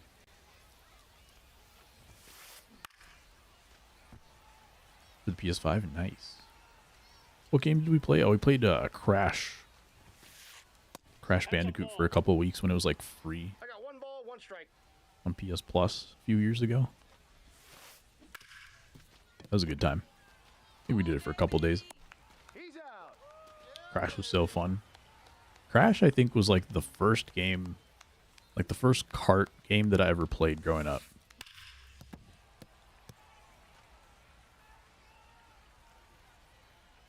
Like Crash 4 didn't even finish the game. I did try playing like the Fortnite racing game that came out a few years ago. That was kind of fun. Bellinger down the line and foul. Nope, that's foul. The one that looked like Hot Wheels? Yeah. I think it was like they had bought 2 strikes. what's it called? Rocket League. And then I think they put the Rocket League cars into that. Ball. And I think it was connected too. So like if you 2 would strikes. unlock cars in Rocket League, I think you would unlock cars in the Fortnite racing. Had Hot Wheels too. Hot Wheels were cool. Let's go, Aaron. Nope.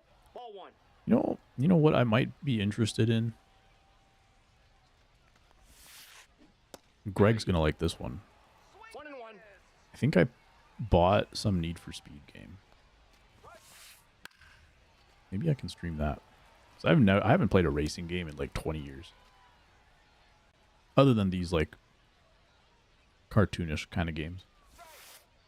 I mean, not that Need for Speed is a simulator of any kind, but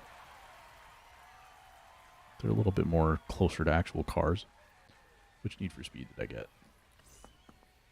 Let me look at my Steam library. Need for Speed Heat. For Chicago, the center fielder, Luis. Last updated in May 2024. What else could I stream here? Nope, that's We never finished streaming Marvel Spider-Man 2, and I also never finished playing it. I don't think I've played it since the last time I streamed it. That was about a year ago. Nope, that's a ball. Maybe I'll finish that game, 2-2 so I can uninstall it. Although I did get a new SSD, so I have more storage, so I don't have to delete stuff every 5 minutes now. That's pretty fun. I have the second Star Wars Jedi Survivor game. The left fielder, number 23, Andrew. There was a new update to the Ninja Turtles game. Ball, that's out. You can stream GTA when it comes out in 2030, right? Aye. You can get it on I got PC ball, too, 1 strike. Steam too. They have Lego Racer, build your crappy racer one brick at a time. It was a way harder hit than I was expecting. It didn't even bounce. Now batting. Hot Wheels game on PS Plus. Heard my name. What would I like? That I have Need for Speed Heat, and I'm considering streaming it. Wish to ever revisit the golden era of Need for Speed. Hot Pursuit 2 from the PS2 and Towards Carbon. What did I have? Need for Speed High Stakes. Did anybody play that game? I think that's the only Need for Speed game I've had. I had that one on PS1. Need for Speed Hot Pursuit Remastered, and have been almost beaten it for the first time since the original came out 84 years ago. High Stakes was awesome. I was really bad at that game. Like, really bad. And then eventually, like, I went back to it, like, years later. And then I started doing a little bit better. But when I was young, I, like, did not understand how to win. Portion at least. You have High Stakes? Oh, you guys are High Stakes guys? Nice. Is that like PS1 era, right? Yeah, I think that was the only Need for Speed that I ever had. 0-2 is the count. Make the tag. 1 ball. Kyle Teal once again.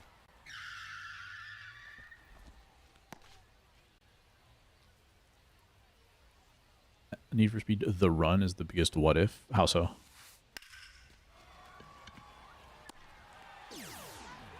Uh-oh. Save. Beat the throw. Line out. Savali's only at 44 pitches, but we are only in the 5th. Feels like longer since We have scored 8 runs. Make the tag. 8-2. Make the tag. No balls, 2 strikes. Kyle Teals with 70 speed. Working for him right there. Eloy's got 2 homers in this game. Make it 3. He should have always been in. He should have been in since the beginning. I apologize, Eloy. Forgive me. I beg you. Opponent has quit after Eloy's 3rd homer of the game. No longer washed. Legend. The best. Was Montgomery getting a little boost? 10th inning boss pack.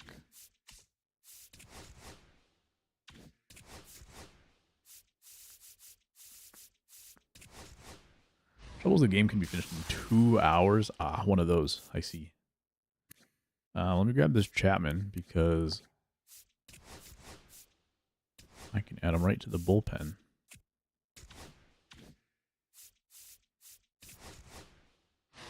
The guy who's a mob a ton of money.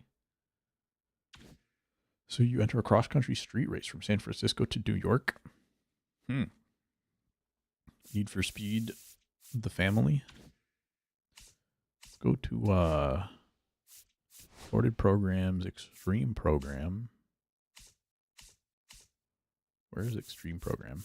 There it is. And where's the voucher? 10 points doesn't really get me anything but an icon, so that's cool. And now I think Eloy was just the difference maker, so now this team is running at full power. Eloy was 99% of the power. Grant Taylor is on the team, yes. He's my only White Sox reliever. The rotation is all White Sox. And then all the hitters except Mike Trout are White Sox as well.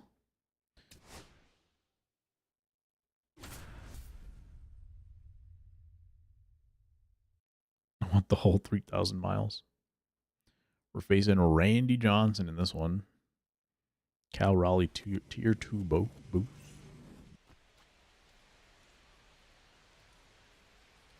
Did someone say something about Gran Turismo earlier? I thought I had read that out of the corner of my eye. Definitely didn't say it out loud. Gran Turismo or Forza are like your 2 simulators, everything.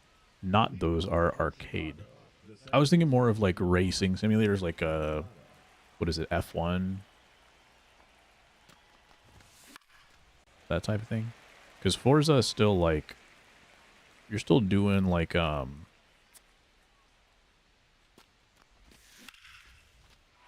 don't know, what would you call it? Like kind of an open world type situation. But there's like certain games that are just racing, right? We don't talk about Euro nonsense, fair enough. What about NASCAR?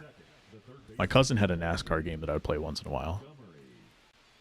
Back when we were kids. Gran Turismo was too advanced for me. What makes it advanced? No balls, 2 strikes. Forza, I want to play a Forza at some point. What I want to do, though, like, every time I think about playing some kind of racing game or some kind of car game, I always feel like I want to play it with the steering wheel, and then I don't want to invest in the steering wheel, and then I never play the game. But I feel like that would be a really fun thing to play on my TV in 4K. Bad Greg. Age of Empires 2. Nikolai not a fan apparently, huh?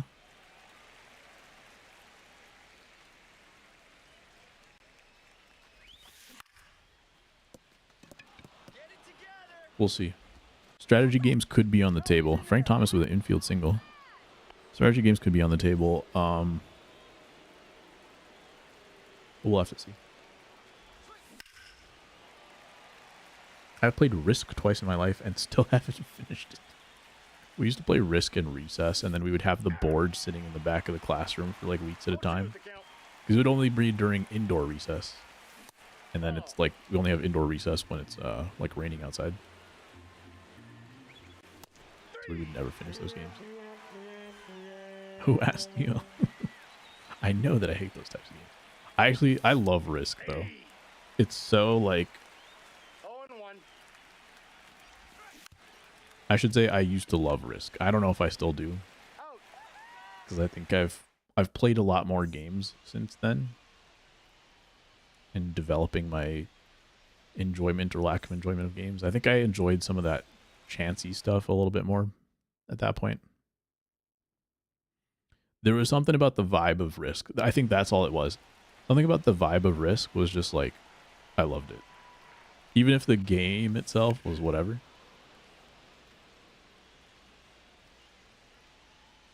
I think I had a game that came from like a cereal box. I think that's where I got my game of Risk on the PC. I think I got it from a cereal box, one of those CDs.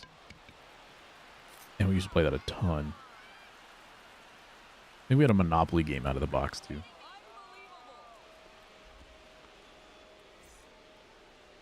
Who asked you of Age of Empires?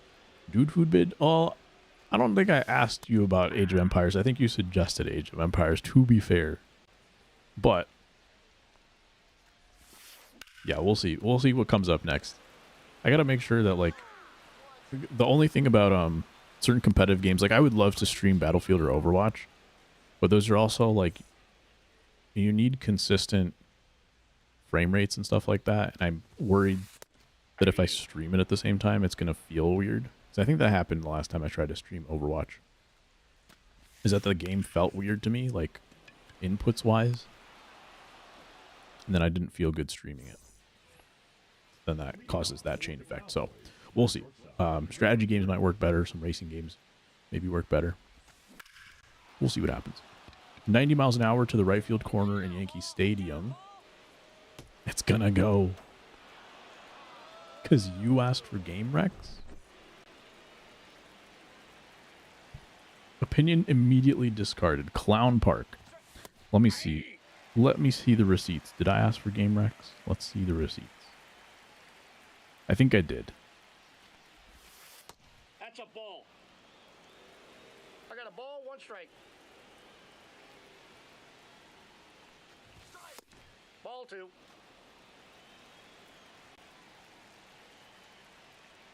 Hold on. 8-2. I have the receipts. I did not ask for game recommendations.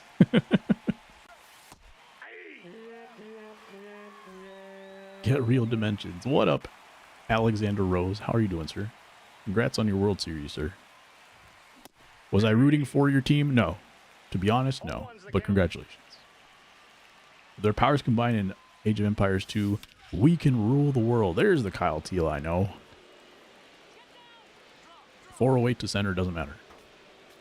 You combine that home run and the other home run, you get 2 normal home runs. Big Country, appreciate that follow. Welcome in. I would rather lick paint dry. Lick paint? I don't know. Does that happen? If you keep licking the paint, does it dry?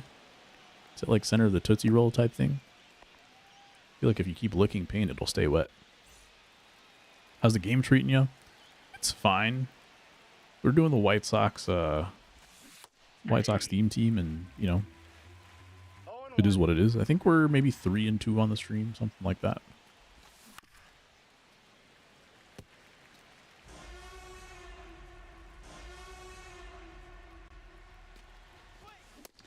Ooh. Up and out of the zone doesn't matter, though. We got a couple of bombs. You playing MLB The Show, Alex? What have you been up to? It's nice to see everybody, by the way. Hope everyone's doing good. I feel like the late night Wednesday, well, evening Wednesday streams, I think I don't get to see as many people. So appreciate you guys coming in. Hope you're having a good time as always. Unfortunately, the weekend streams are not really going to be a usual thing. Did he go? My wife's out of town this weekend is the only reason that I'm streaming this weekend. So, here we are. Don't get used to it, though. But hopefully we can do some longer streams. A lot of my Wednesday's a little tough. I'm just like, hump day, you're a little tired by then.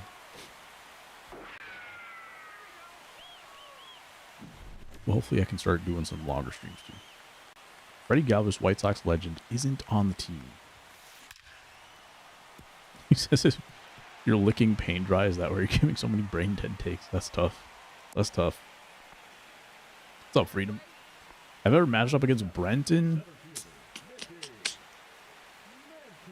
I don't think so. I think because Brenton started getting like really good like 2-3 years ago, right? I think by then I had stopped playing any kind of comp. Is that a home run? Ooh. I don't know if I've ever played Brenton.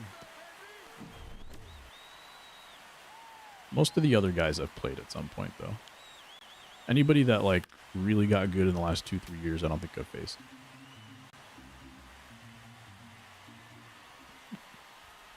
Packed finest Ian Happ? No way. What's up, Cavicom? He's going for like 700k, isn't he? Played a little Yasuo for finest. That's been fun. Nice, nice. Finest and like your team, you're gonna have all the Dodgers, right? All those different versions of the postseason cards. That's pretty sick because you can upgrade those with the captains, and you're big chilling. Have I faced Pitching Rebel? Yes. What are these home runs, dude? These have all been like inside out swings for home runs.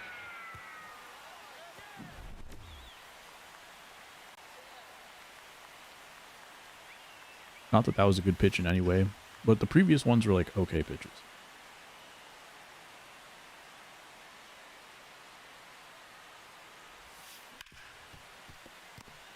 I think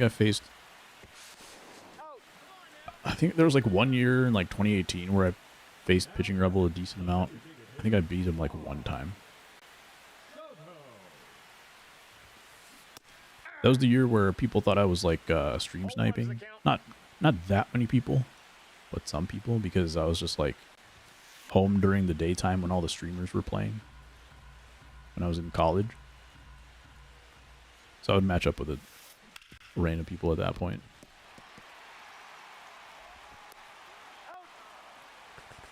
Something fishy going on? You mean 2018? 2018? Got Witt Jr. on Friday right away. Nice. I've already faced, I think this is my second, is it this team or the last game that I played? I faced at least 299 Cal Raleighs so far. 1 ball, 1 strike. People still consider you a top 10 player? I don't think I was ever considered a top 10 player. The highest I would ever rank myself is top 200. I think at my peak I was a top 200 player. Like I hit top 50 once, maybe twice. And I definitely could have like more often if I tried. But realistically, I was probably a top 200 player. 2018 top 200 is excellent. Thank you, sir. I am happy with it. I think 200 is like where I like really tried.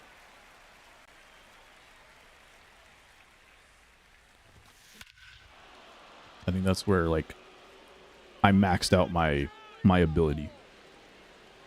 There were definitely days like I could definitely have days where I beat players that were much better than me, but it was like that's a 1 out of 10 day, you know. Some days you just play really well, like everything's firing on all cylinders. But who you are as a player is who you are on the average day, in my opinion, on your baseline. Or not your baseline, but kind of just your average. Not your worst day, not your best day. 1 ball, 2 strikes.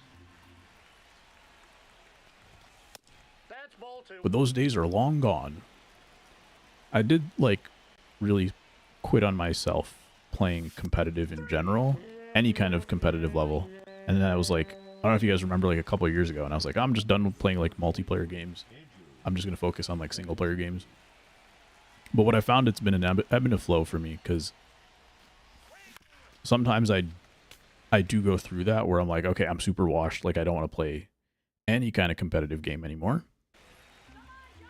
And I'm just going to enjoy single player experiences. But then I get the itch for competing. And that always comes back at some point. It's not necessarily always going to be video games. Like, I think at times, like, I'll compete in other things in my life. Compete also meaning, like, just really put my full effort into, like,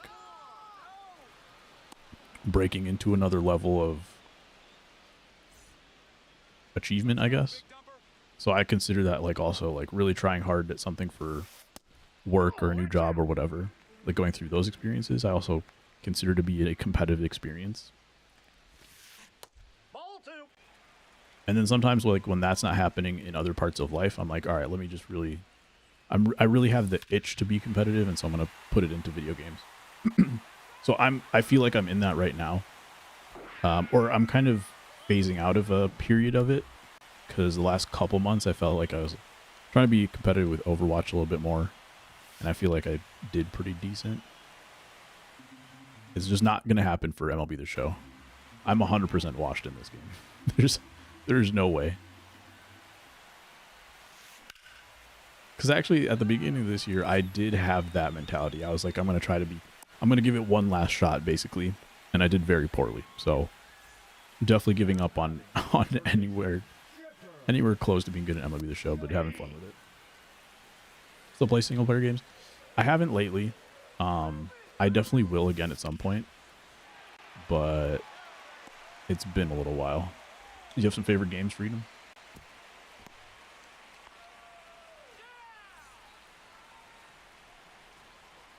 We're talking about thinking of streaming any of my single player games that I have sitting around. We were streaming Spider-Man a while back, and I haven't finished it. So maybe I'll stream that. 2 balls, 1 strike. But yeah, other than that, I've just not had the taste for it lately. The next thing I'll probably play... Oh, good swing. They've pulled a couple of homers now in this inning. The last time they were hitting homers, they were going like opposite field, inside out swings, which I don't think were very good. These ones, they've been smacking though. They've been all over it. Realistically, I should put in a different pitcher, but... Kingdom Come 2? No, I don't know if I've heard of that.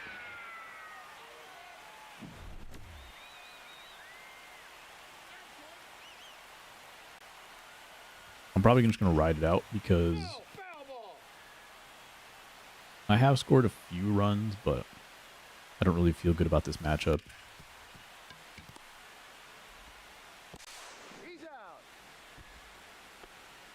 If I get through the third and then I score at least a couple, like if I get it to 5 to 10 by the next inning, then I'll definitely bring someone else in. Otherwise, I might just ride out Garrett Crochet until a mercy happens. But I don't want to just waste my bullpen right away.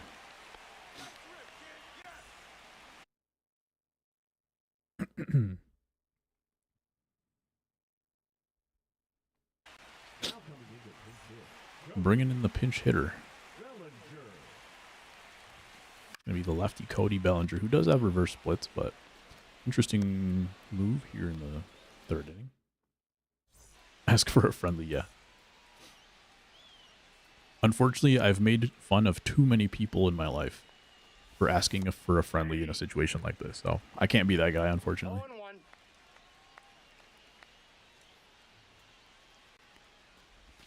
I could quit the game, but I'd rather at least give myself a little bit of a chance. Billy Carlson gets on the board here. Don't remember Crochet playing for the White Sox? I think he was with them for 4 years, I want to say. 3 years, maybe.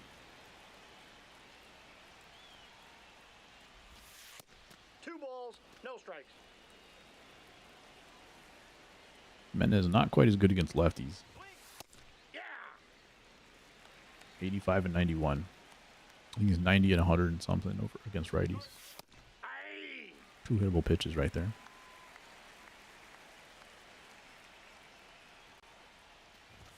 Randy Johnson not having a sinker makes him so much more hittable.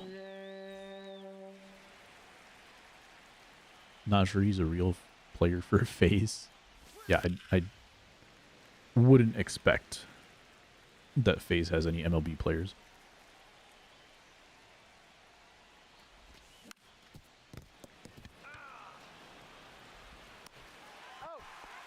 Barely remember Sale playing for the White Sox. Yeah, that was a time ago. Mike Trout. Did Sale Ball one. did Sale only play for the White Sox during his rookie contract? Like his first 6 years of team control?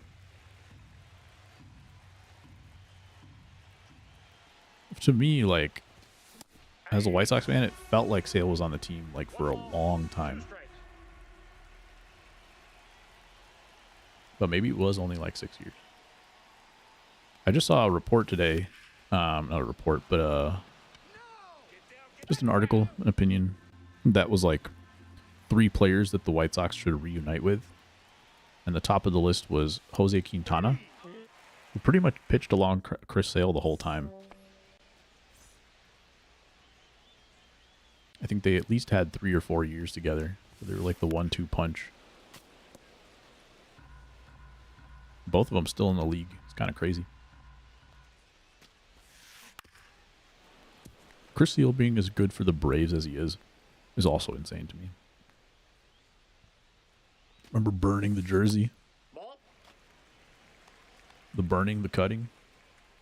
Both lefties, yeah. Unusual to see, like, 2 really good lefties. And I think Quintana only really had, like, 1 or 2 really good years.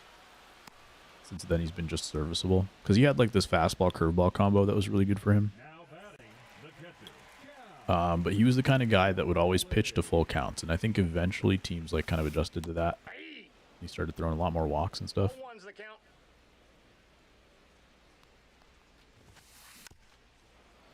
But he's the guy that I can't believe is, like, still in the league. Still my Dude Food Cubs jersey proudly displayed. Nice. Got him. Shout out Jackie, I think. I think Jackie got me that one.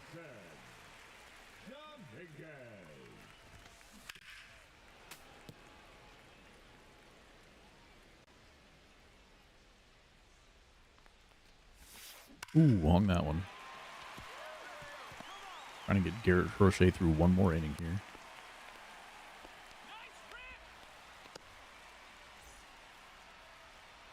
The White Sox, if nothing else, the White Sox know how to develop a superstar left-handed pitcher.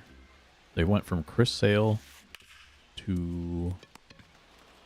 Oh, that was bad. Oh, still made the out. I should have gone to first. Chris Sale to... Not Rodon. There was someone between Rodon and Sale. Who am I thinking of?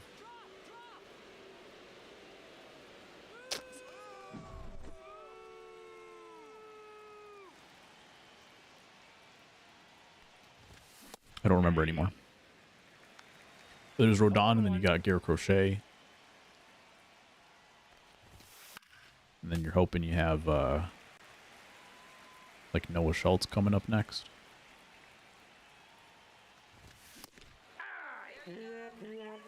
Lance Lynn, yeah. Yeah, that guy. Do I ever meet your viewers? I have. I've met some people. That ball's foul.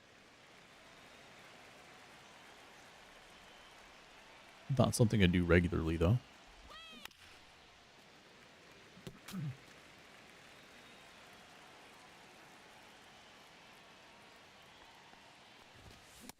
Nope. We're kind of in this game. The thing is, like, there were a couple innings, like one of those 2 innings, the opponent did have some really good swings, especially turning on some tough pitches for home runs. 2 slow motion dives. Second one's going to get the out. So I know that they've got some streaks in the bat for sure. But it is going to be time to go ahead and bring in a new pitcher here for sure. You root for Northwestern or have any college teams you root for? I was like vaguely an Illinois guy. Illini. Kind of growing up, but nothing like super attached to them or anything like that. I did think I was gonna go to Illinois. They were my number one choice to go to Illinois. I ended up not doing that because of scholarship reasons, but so vaguely. But I really don't care that much.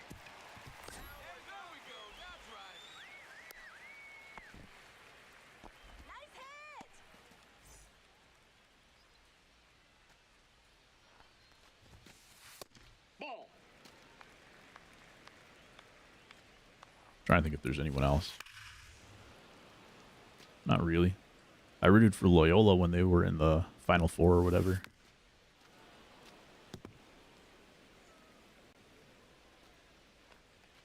Be okay in basketball, not really football ever. Yeah. That was kind of my understanding. Even basketball, they weren't really good for a while either, right? They had, I think Darren Williams went there, right? A couple guys here and there. Oh, that's off the plate. Was Darren Williams the one that took him to the championship that one year? 20 years ago. I got 1 ball, 1 strike. Football, they had Lovie Smith for a while, right? After the Bears fired him.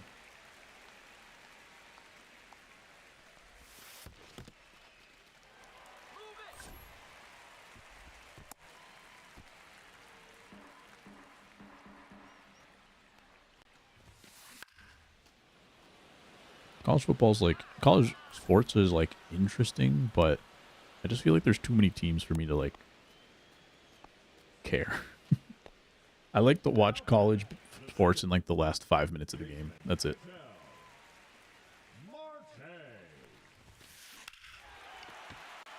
Go foul.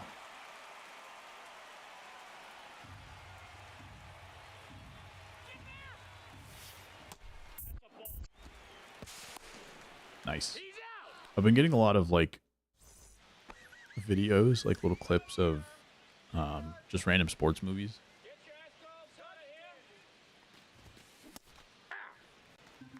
Pretty much watched like all of Remember the Titans. I get clips of that like every day. No balls, 2 strikes. I want to rewatch it. So I haven't watched it in a while. That's out. Moneyball pops up there from time to time. My parents have been wanting to watch Moneyball with like me and my family, but every time like they suggest it, I have just rewatched it. That happened like twice, I think.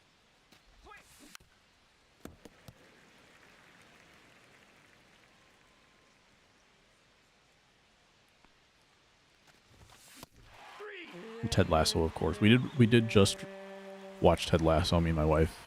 And she's like not really into sports, but she enjoyed it. And now I've been like conning her into watching like football with me.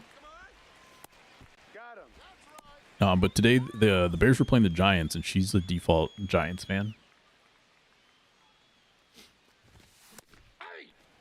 So she was feeling good about that game for about 55 minutes.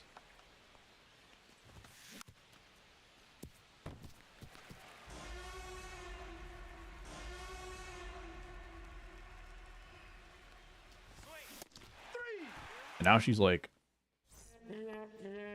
I don't know. I wouldn't say she's more into sports than I am. But sometimes it's like she just really wants to go to Topgolf. I'm always down for Topgolf. I'm just surprised she's down for Topgolf. You know? Now batting, the designated hitter, Cody Bellinger.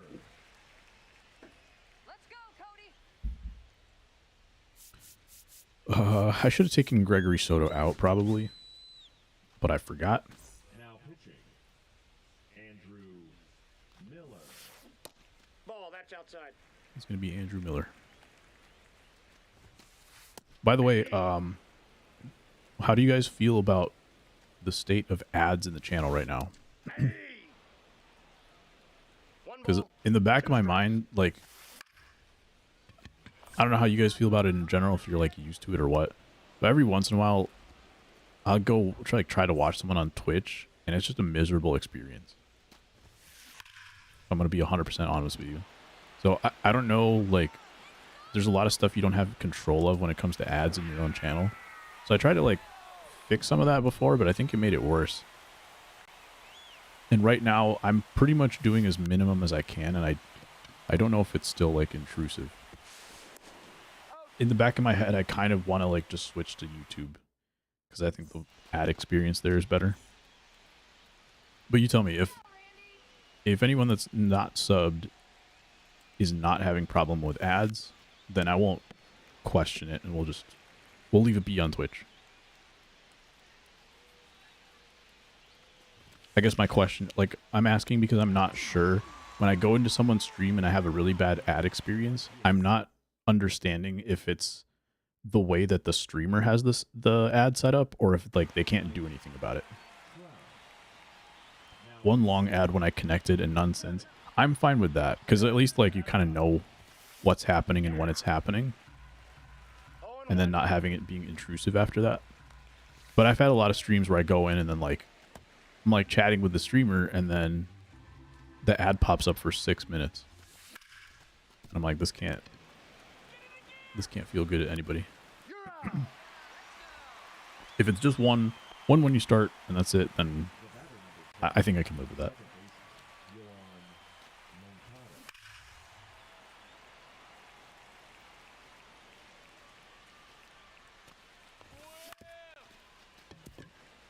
Oh, dove past it. Probably didn't need to dive there.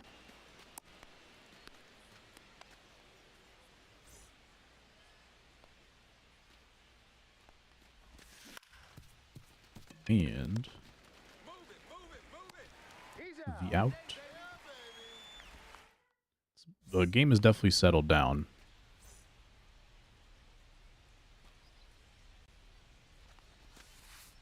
Ball. Only 3 runs total in the last 3 or 4 innings. Robert, do I need to jump for this ball? Once he started doing that little, like, wobbly thing at the end, I could see that he was, like, setting up for the catch. I knew I didn't need to jump at that point. But sometimes you can't really tell.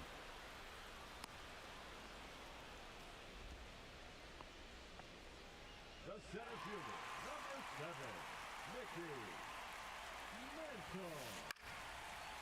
And a quick inning. Alright, this is it right here. 8th inning. If we can get, like, 4 runs, we have a good chance this one. Definitely not impossible. Who is Dennis Santana? Nope, that's inside. Closing pitcher for the Pirates. 106 walks per 9.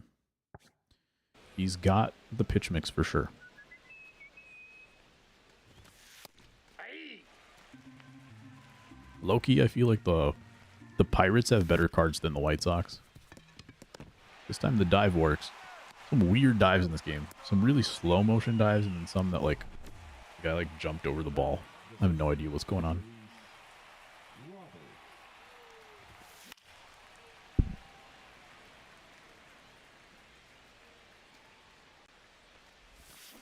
Oh. That looks like a nasty pitch, but that's one of the few pitches that Luis Robert can hit. That cutter low and away. On the tag, you're out.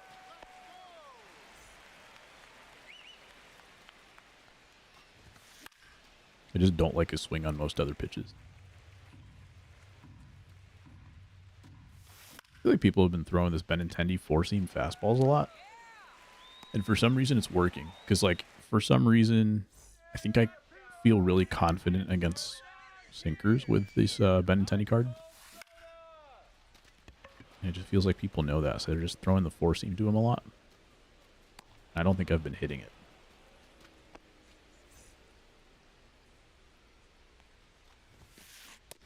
Ball 1. 1-0.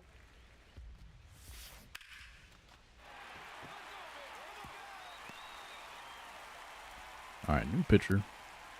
Who's it going to be? I'm trying to use Grant Taylor as my closer, but he's not really, like, closer worthy, I think. So I'm just going to let him pitch here. Aye. 0-1's For the some count. reason, though, I've been dotting pitches with him. Pretty much putting it exactly where I wanted.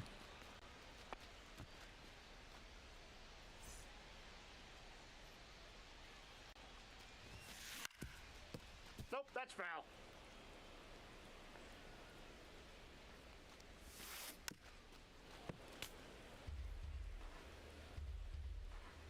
Keep this outside. Nope, hit the zone.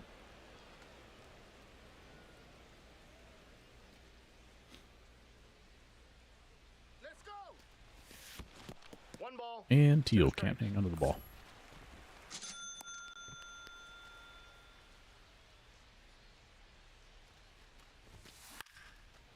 Definitely some frame drops when the ball was going from home to second base. Inside, ball 2. Not sure if it's just because we're in a major league park or what. Is that fastball inside? They've hit that a few times now, but it's been a few innings since. Thought I could get away with it one more time because I couldn't get the breaking stuff past him.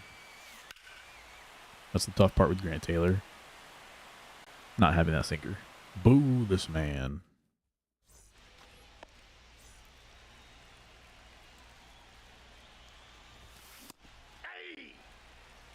Billy Carlson with 2 homers in this game. Definitely doing a lot better this time around. I think the first time I did my theme team, he was batting in like the 100s or 200s. But he was hitting like, he had like a lot of lineouts. And a lot of perfect outs for me for some reason. So I figured it would turn around eventually.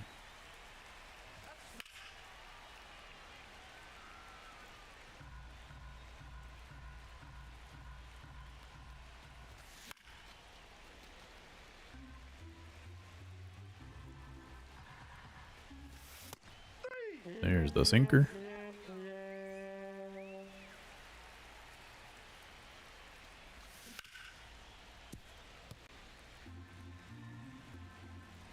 I will play one more game after this. Try to get a little bit of redemption.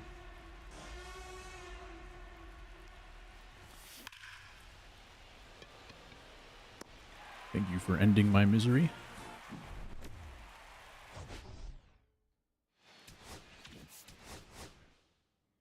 Hit Randy Johnson pretty okay. Garrett Crochet is just tough. I think he's like an 85 or 87. Garrett Crochet that we got at the beginning of the year. Signature Series pack. I am sitting on 590k, but unfortunately none of those can go to a White Sox player because I have all the White Sox players except for maybe like Miguel Vargas or something.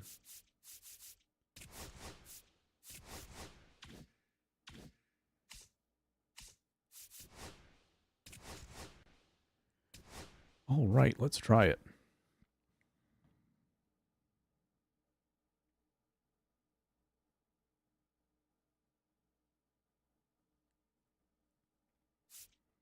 Shane Smith or Noah Schultz? We'll go Shane Smith. Yo, what up, Matt? How you doing, sir?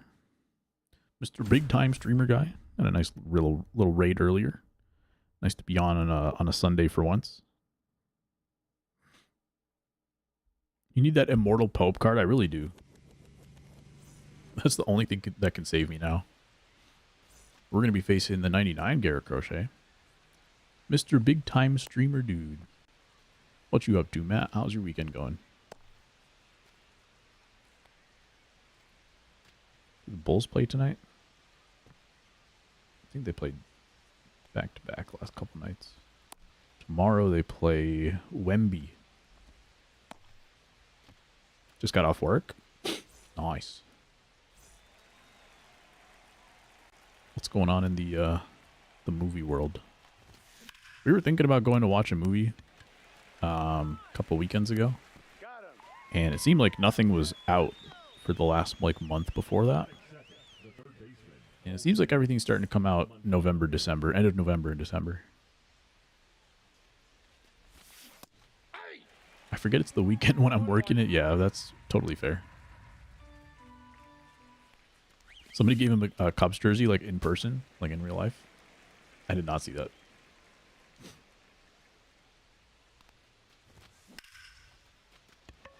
Let's split the gap, please.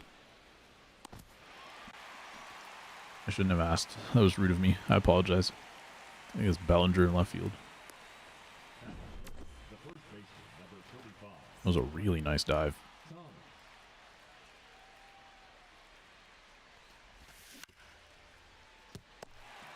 Backhanded by, is that Tatis at third? I don't think Tatis is a secondary.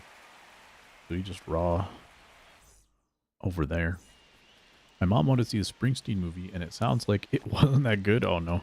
For Nova Scotia, the center fielder, Mickey Mantle. Hey. Trying to remember who plays Bruce Springsteen in that. I think I've seen, like, clips of it or whatever. Ads, maybe.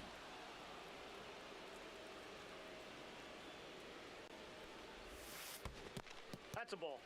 Patriarch of the Assyrian Church of the East or something like that. Also, somehow, also from Chicago.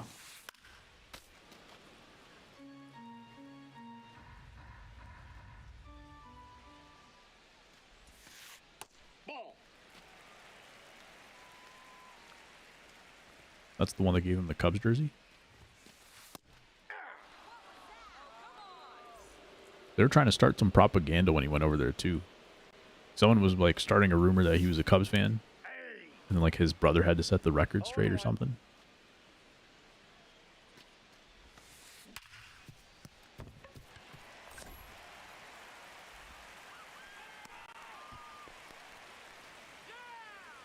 Assyria does not equal Syria. Baseman, Vladimir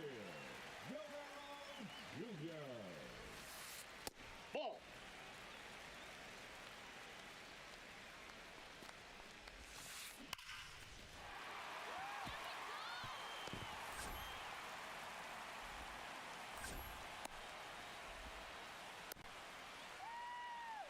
Batting fourth, the right fielder, Juan.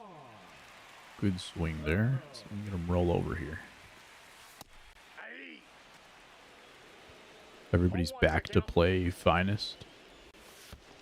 Pretty okay competition today so far.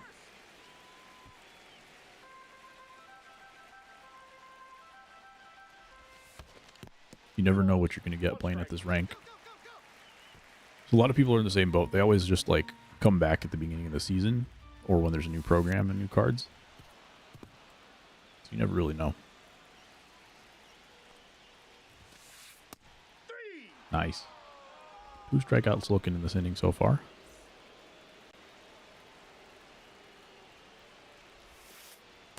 Ball. Cardinal, who was a Cubs fan, gave it to the Pope. Custom with Leo on it, knowing the Pope could not accept it. Hey.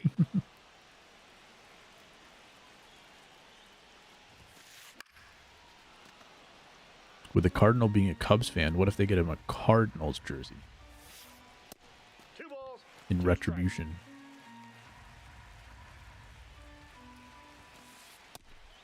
3 strikeouts looking. I must be playing against Jackie. Blue Jay Stadium taking strike 3s. Leading off, Now I just got to check if he's late on the fastball too. Luis Roberts. See if that summons Jackie to defend himself.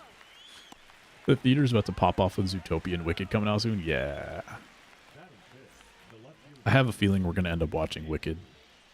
Benintendi. I didn't really like care for the first one, but I'm also like not into. 0-2 is the count. I don't think I watched Wizard of Oz until I was like 20. Hey. And I've never seen the play. Your wife can't wait. Yeah, I think that's what ended up happening last year. Is like Hey. my wife and my family wanted to watch it, so I think that's what happened. Like Jeff Goldblum, anyways. Seems like he's gonna have a bigger role in the second one, from what I can tell. Funny fact: St. Louis is not an archdiocese and therefore does not have a cardinal. I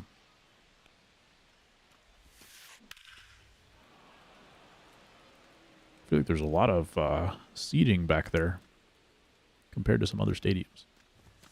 Just looking down that foul line.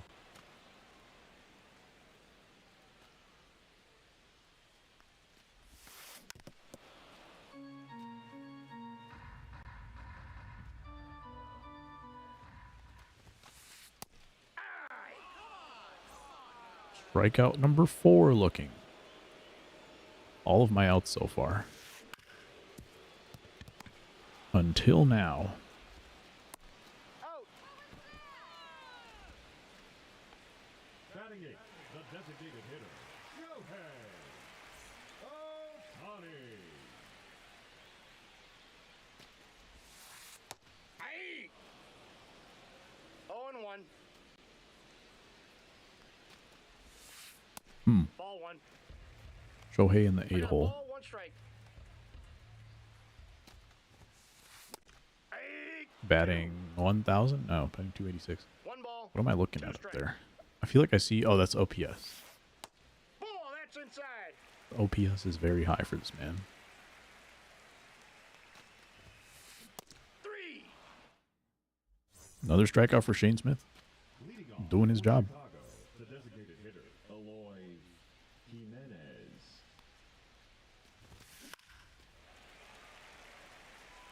Should I eat more wings after stream?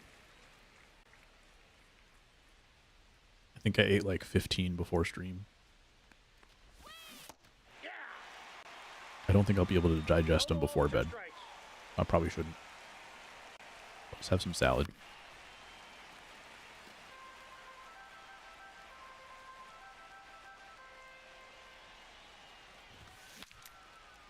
Breaking my bat. First baseman does get there. That took a hop. Nobody was covering first base, so I would have been free and easy to get there. Come on, Garrett.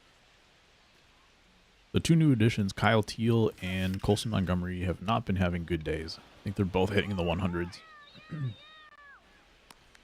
But I did really well with their previous cards, so I'm kind of surprised by that. Not only is it like I'm not hitting well with them, but I'm also like... the swings don't feel good with them.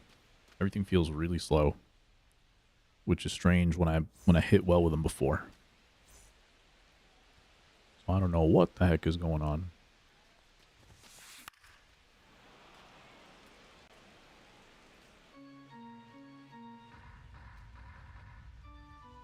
Yeah, I feel like these seats in the stadium are like really pointed towards home plate, which I feel like is not the case in other stadiums. I feel like it just all kind of points towards like forward, wherever you happen to be sitting. The batter, number 5, shortstop. To me, it seems like everything's pointed towards home plate here. I think they like redid the stadium last year, right? So that must be a change.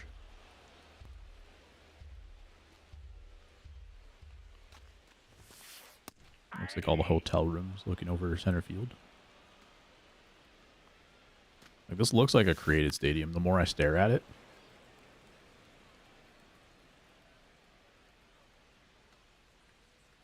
The big backdrop, the fact that like you can't see anything past everything in the background makes it look like a created stadium. Can't get the strikeout there. That was definitely a wipeout pitch. Somehow they stayed alive. Still staying alive.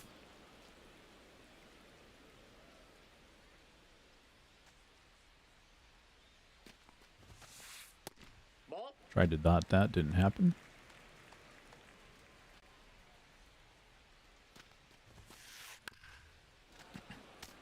Super late swing on that one. It said good timing, but felt like he took that one out of the catcher's glove.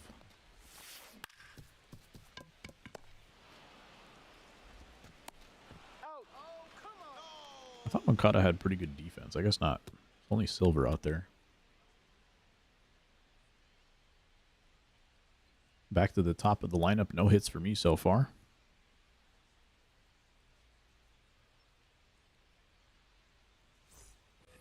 I think the only movie I've watched in theaters this year has been Superman. Aye. 0-1. I think at the end of last year we watched Lion King, or Mufasa, I should say, and then Wicked. Did we see anything else last year? Oh, we saw the last Mission Impossible movie. That might have been this year. Colson Montgomery.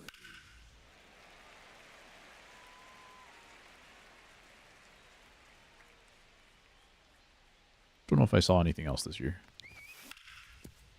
There we go.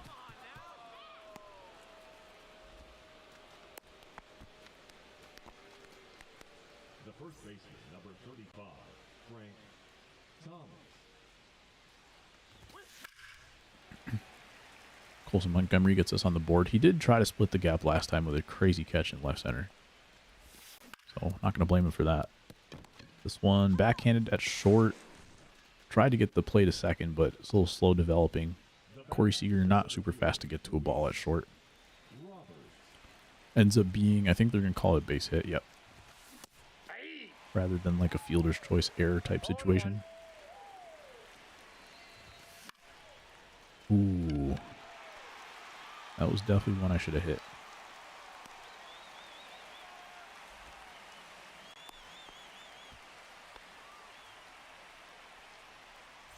Alright, Benintendi versus the lefty here. Only problem is his PCI is going to be really small. But if we do square it up, it's going to fly.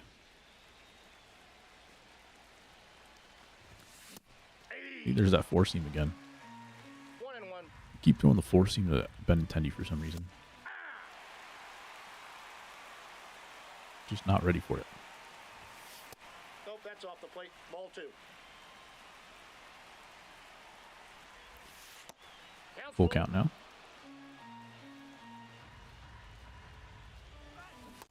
Nope. And ball 4, nice. I think that was after going 0-2 on 2 fastballs. Carlson, who's had probably the best day of anyone so far. Good cutter.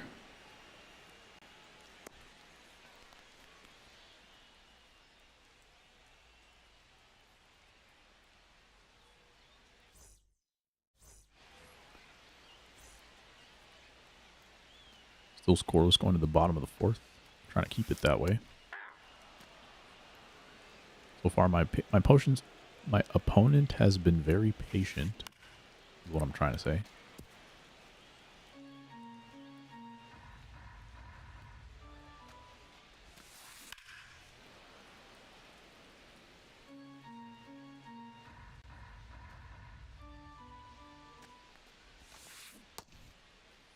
What do you got? Taking ball 1. Vlad is 1 for 1.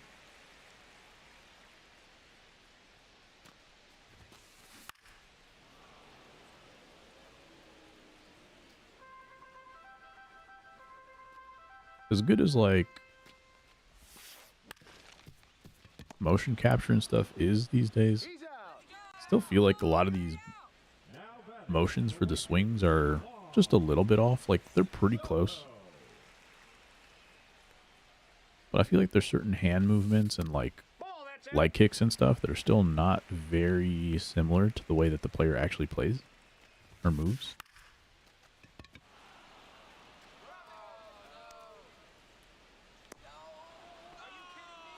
And maybe a little bit more even like during the swing, I could say. Because the load is maybe a little bit closer. Even then, I think like the final hand position right before, like right there, final hand position when they're in the fully like loaded position, I feel like is a little bit generic.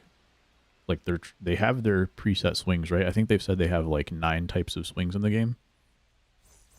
And so I think that part makes every player feel a little bit not like themselves, the way that they look on TV. There's something about like the path of the swing or something that throws it off just a little bit. Super nitpicky, I know. But you know what? They've kind of established in the last few years that like there's very few animations that they're adding every year. There's a whole lot less that they've changed in the hitting engine. So assuming they want to keep improving something, that might be something to look at. As a, I don't know, diminishing returns, of course, kind of thing. Like it's not super important whatsoever. But I feel like as time goes on, there's going to be fewer and fewer things for them to like really lock into. That looked super strange. Changes you'd like to see in next game? Complete overhaul in how Diamond Dynasty works. Modes and roster building especially. I think Weekend Classic was a good start to like changing up ranked. Multiplayer, I would say multiplayer, I should say. Multiplayer modes. And how you build your team. How you build your team and how you replace your players. Because I think it's no longer interesting to just grind out your player 5 days later, have another player that replaces it. Like, something feels off of that, about that for me. Like adding sets and seasons. I mean, in concept, like, yes, like sets and seasons was the thing that made me buy the game 2 years ago, because I basically said the same thing. I was like, I'm super bored of the way Diamond Dynasty works, and then they said that they were doing sets and seasons, and I think I'm on the record of saying like that was the reason why I bought the game that year. I didn't like it in the end, and I thought it could have been better. And there's some parts of it that are like not fixable, so I understand like why some people really hated it and why they took it away. But that level of, you know, an attempt to do something different, for sure. Because to be fair, like the reason I stopped playing that year was not because of sets and seasons. It was because I literally couldn't play. Like, I would just get disconnected, and then there was like the timeout feature or whatever. So I would get disconnected, and then the game wouldn't let me play again for 2 more hours. So that's the reason why I stopped playing that year. But I want them to take that big of a swing with how they change up the way stuff works. Even if it ends up being not super fun.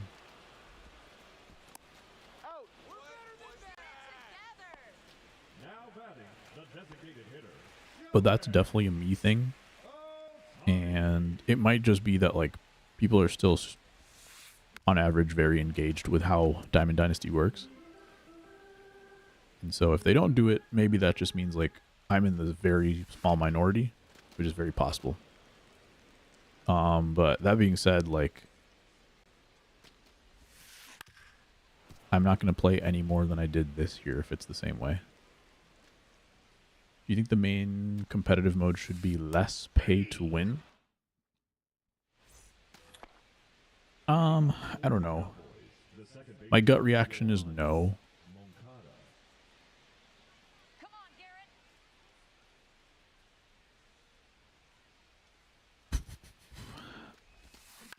I don't know for sure, because the reason why I say no is because I think skill gap in this game is so strange. Like, you have to be like 10 times better than a particular player in order to definitely beat them. And there's so many variables that are just like random. And if you're anywhere close in skill level to another player, it's like almost a complete toss up of who's going to win that game. And so I feel like that plays a way bigger difference than the players on your team. Like, I feel like that randomness outshines whatever difference you have in cards on your team. And so that's the reason why, like, it's almost a no, only because of like something else being bad, being worse than that.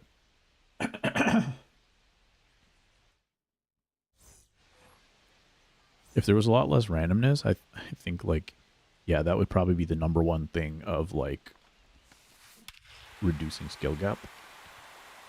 But because there's other skill gap issues, I think that the pay to win stuff is like not as big of a deal. get the point of having these cards that you earn to make your team better. The driving force to keep people playing and have something to achieve. Idea of someone spending more time or more money in the game that gives them an advantage over a skill isn't fun. The other thing I'll say about that is I think like it kind of filters. If you have a good ranked system, that stuff kind of filters. So like, yeah, you might at the beginning of the year you might end up facing people who have much better team. That's a ball. But I think at certain ranks, like at certain ranks, you will find people who have really good teams are just bad at the game. And so after a bunch of games played, you're kind of sitting at the rank that you should be at. And so the combination of how good they are at the game plus how good their team is kind of lands them in whatever rating they are. And so when you play that person, both of those things are combined. Like you can't separate them. And so you might find yourself playing with all 85s against someone who's all 99s. But assuming you've all played a handful of games and you're both sitting at like, let's say 550 rating, like that's where I started today. You assume that you have a level playing field because you might be better than them, but your team is worse. And so the game is like fair, if that makes sense. It's not such the case like at the beginning of the year, like you're saying. Well, I think you're saying overall less pay to win in general. So at the beginning of the year, I think it's much less fair because you haven't played enough games to like settle into your rating. And so yeah, you're gonna end up against people who just have like way better teams. But that's what I mean about they filter. They like, you know, they'll beat a bunch of people in a row until they find where they should be at. And then at certain points, like the top players are all going to have the best teams. 0-2 is the count. So at that point, it kind of doesn't matter.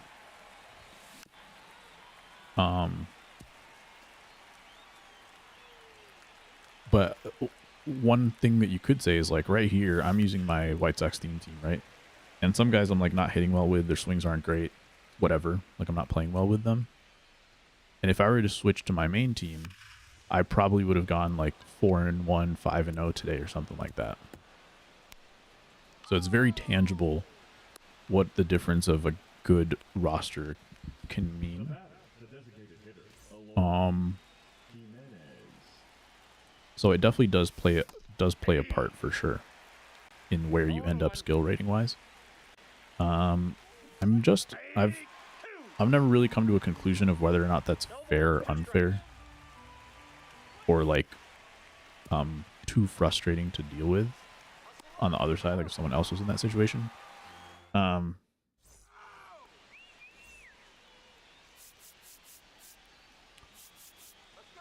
guess the most realistic take I can give is that it's a trade-off. And I think it's the better answer of the trade-off. Ball one. Also with the assumption that like we're never going to go back to having like everything being free cards and all that stuff ever again. Like I don't think that's on the table. So in terms of like what's actually realistic to expect, I think it's a fair enough way that it's set up. I think I'll take that stance. One other thing I will say is the more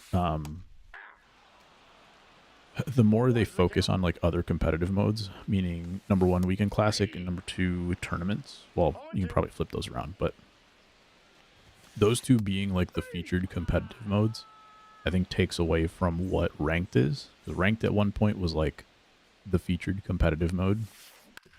And now I think it's much more, I wouldn't call it casual, but there are definitely, it's like a third tier level of competitiveness. And so I have less of an issue with ranked being that way.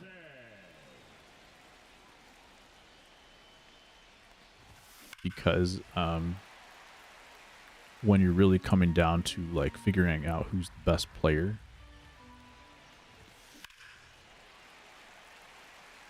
it's not being done in that mode. That being said, it's the same situation. Like in that mode, you're still going to use whatever players you have. So if you haven't been able to put the time in to get the other players, like you're in the same situation. So I understand that logic is probably not a great argument for what I'm saying. But I just think it changes the nature of what ranked is. What do you think the more competitive mode is? Tournaments versus Weekend Classic? Probably tournaments, I would assume.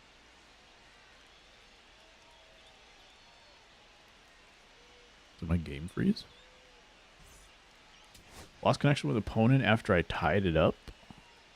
Huh? Did the game freeze or something?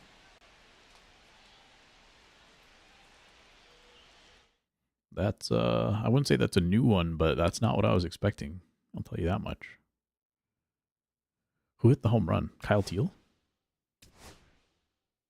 Colson Montgomery? Who was it? Do people host tournaments much anymore? No. Well, I'm completely out of the loop, I should say. Like, I'm completely off Twitter. I'm really not much on Twitch anymore. So maybe people are, but I don't think so. I think it was much more of a COVID thing. But they're still doing, like, the big money tournaments through MLB The Show itself. So that's what I'm talking about. I'm talking about, like, the $25,000, $40,000 tournaments or whatever.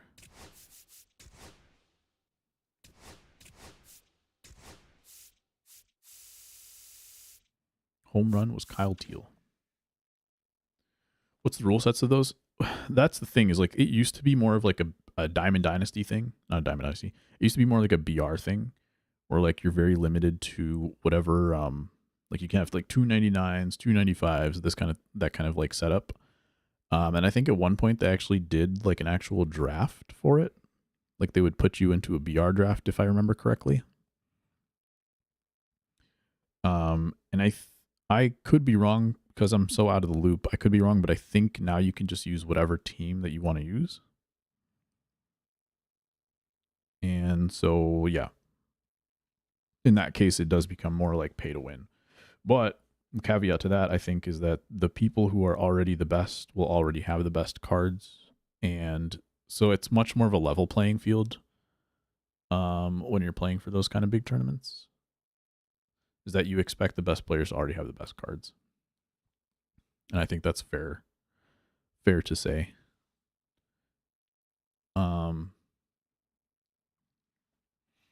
It's not perfect for sure.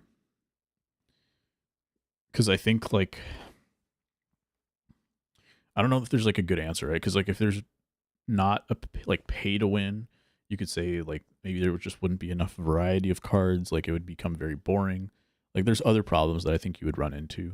And right now the way that it's set up, that people can filter into their skill level regardless of how good their team is, that it becomes a lesser issue, I think. Best players can still make money via BR. Also true.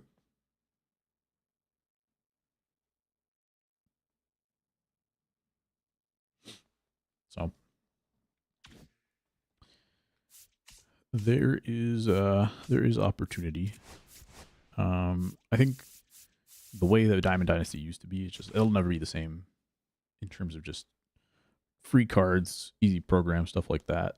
That being said, there's a lot of competitive cards in the game, especially after the All-Star game happened and all the 99 started coming out.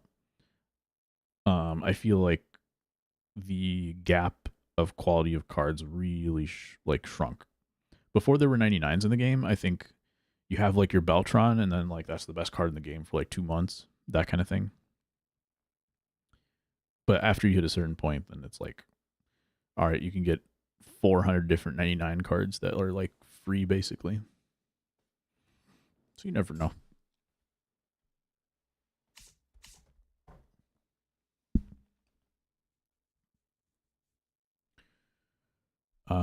But if your question was like trying to lead me into like what I think is the way that it should be, I just want like the cards that go into my binder. I want them to matter somehow.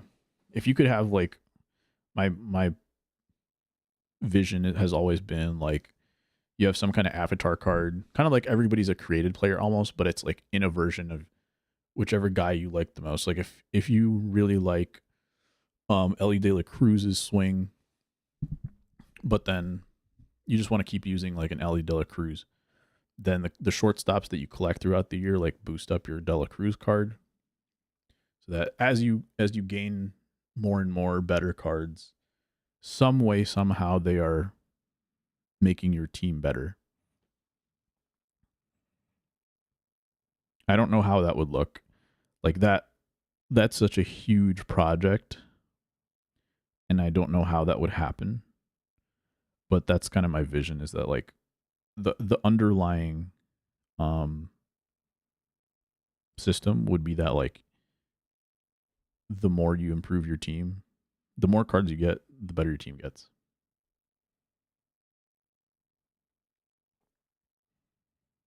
Events used to be flawed. People could have an all 99 team somehow. Like the idea of a competitive with a max rating team like events used to be. Yeah, that was kind of cool. Like kind of the way that co-op is now too. It's kind of nice. There were positives and negatives the way that they had it set up at the time. Like you would have to pitch like gold pitchers, and there was some weird stuff with it that didn't need to be that way. But I felt like they could have at least had like 90 to 99 or something like that, and had some pretty cool setups that way. But it seemed like they didn't adjust fast enough on some stuff like that. It wasn't very like tuned in. It wasn't very tuned well, but the concept like kind of made sense.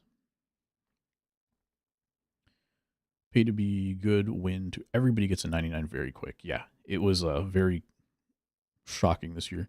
And that's another reason why I don't like it, is because like you put so much work, so much time into like the cards early in the year, and then like 2 days ago they give you 4 free finest cards. Like I don't know. Something about it feels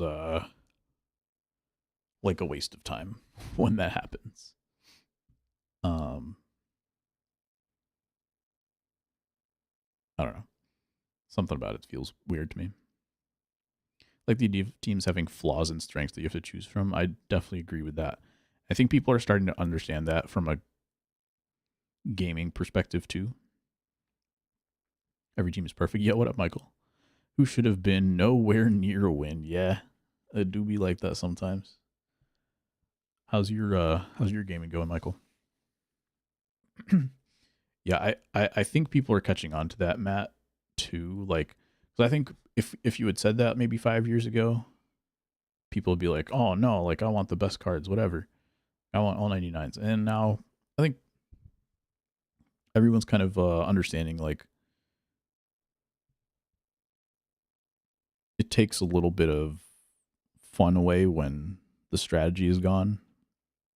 Like making trade-offs is part of the strategy that can be enjoyable.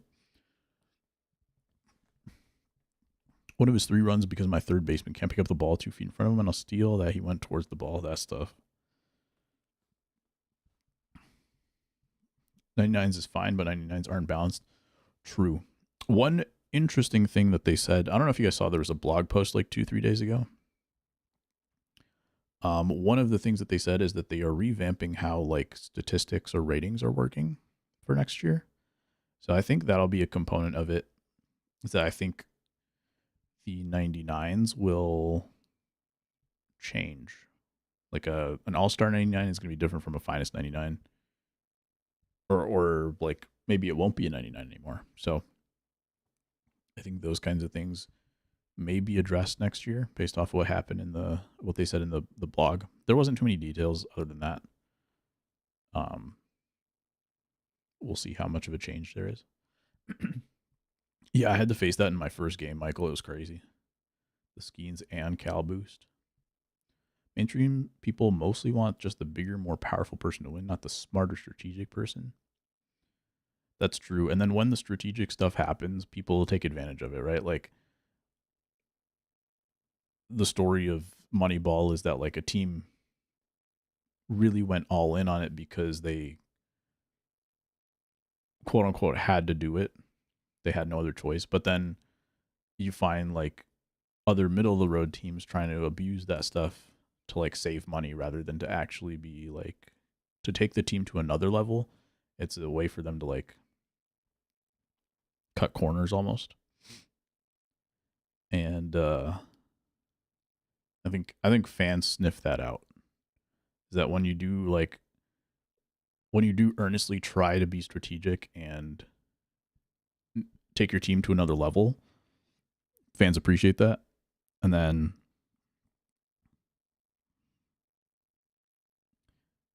some people use it as a crutch or an excuse. And I think people sniff that out. One dinger's an OPS, not small ball, making good decisions. I feel you. I'm a little different in that way. Like I just want my team to win. On some level, I don't care how it looks. So I like when my team walks. In fact, like when I look at a box score and I'm like, oh, nobody walked, like that's frustrating to me. Nobody hit a home run, but they had 14 hits. Like I'm down for that. When I have expectations of them winning. This year, for instance, when I don't have expectations, I'm like, okay, cool. Like Colson Montgomery hit 230, but 20-something home runs. I'm down for that. Slow people aren't slow. There's hardly ever a would be a double with most players, but not with Vogelbach. Or Acuna can make this a triple. Yeah, the speed is like kind of weird. Roof shrinkage so badly that you don't get all switch hitters. They always seem to work themselves into a corner with some stuff like that. I agree. Whatever it happens to be. It's like they'll make some little change, and then because of that, it changes the whole meta. And then they give so many switch hitter cards that are good this year. Outfield makes every play. Yeah, some of that stuff, it's like that's another thing that I do agree with is like I don't know. It is realistic because like all the players are so good. And that's another problem, like Matt's saying, like sometimes you want to have to penalize someone for, I don't know, using a bad fielder or whatever. Or like in order to have such a good hitter, they can't also be a good fielder if they're not really like, I don't know. I don't know how to explain it. But that's the tough part about Diamond Dynasty is the way that it's set up right now is that like the way that they've done it, like the cards that come out at this point of the year makes total sense. Like you got to put out some juiced finest cards. You got to put out some juiced, like playoff cards. So the way that it's played out makes a ton of sense. So I'm not like mad at that, but you know, having that experience kind of be the same every year with a very small change. That's the thing about it is like the tiny changes don't really help. It's tough too because like sometimes they come up with a new idea and it's like, wow, this is like pretty cool. Imagine if they had done it this way and this way, like it would be really, really good. And then they like take 2, 3, 4 years to finally get to the point where that original cool idea like finally gets actualized into the best way possible. But because it's been iterated on so slowly, and we've already seen it like 3, 4 times, now finally when you get to like the coolest version of it, we're so like sick of it. Yo, what's up, Kyle? How you doing, man? So I feel like that's been a little bit of a problem is like making these small jumps. And actually like yeah, you would say that they were moving towards what people wanted, but it took so long to get there that like by the time they get there, nobody really cares. Imagine how the community would blow up if 5% of the time Judge messed up like he did last year's World Series. Yeah, that's another thing too, is a perception just because of volume. I remember like a couple of years ago, someone said something about like how MLB The Show posted stats. And there was a lot of stuff I didn't agree with the way that it worked out. But basically, they said that 50% of your good swings result in hits. And someone was like, "No way!"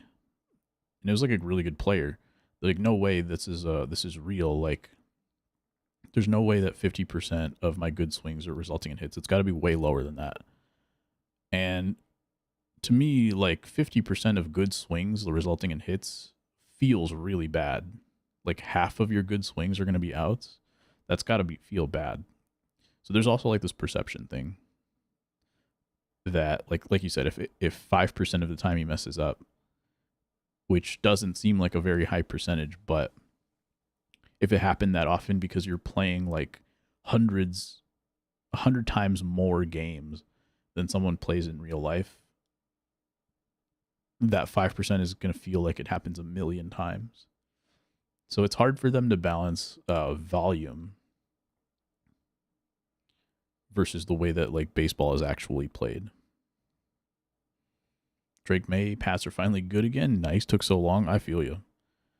The cardiac Bears are making comebacks. Crazy stuff in football these days. How's the White Sox team looking? This is what the roster looks like. I think we went 4-2 today. I'll take a look at the game summary. Basically, these are all the best White Sox in the game, and it's not very good. 2027 Mike Trout, White Sox player, of course. The new Frank Thomas, the new Colson Montgomery did not do very well today. 176, even though I did really good with my previous Montgomery card. 185 for Kyle Teal, although he did hit 3 homers today. I think that must have been all 3 of his hits. He had 5 hits total. 3 home runs. Billy Carlson, Benintendi were really good. Eloy Jimenez had a 3-homer game for me in the first game I put him in. Rotation, not very good, as low as a 97 or an 87 on my team. 2 87s actually in the rotation. The fact that I won any games with this team is actually crazy. Game history. What was the first game I played? This was the first game of the night. So 1, 2, 3, 4, 5, 6. So yeah, 4 and 2. So I won the first one, lost the second one, and lost this one. It's also balancing how often the average player has a good swing versus the top players. Also true. Yeah, that's one thing about like when people say that you shouldn't change pitch speeds between different levels. I don't think they need to do it, but I think they can do it because I think like, you know how like in Little League World Series or Little League, you're sitting closer. So then when someone throws 80 miles an hour, they say this is actually a 105 mile an hour fastball. So that's what I think about. Like I think the variance in skill level in this game, there's only so much you can change in a baseball game because there's so few variables that I'm okay with it because I feel like the difference in skill level goes from like middle school to like pro level in this game. It's not a bad MLB player versus a great MLB player. That's not the range of skill level of the players on the controller. I think it's a much wider skill range, and so I don't mind if you have people playing at a much slower pace. Because I think that's what some people get frustrated at. It's like, why do I have to play at a faster one? No, like, it's not you playing at a faster one. It's like people who can't compete at a fast level can play at a slower level and still have fun. So that's why I don't mind it. There's other ways I think they can solve that issue. But I think that's another thing is like trying to balance, like you said, between an average versus a top player.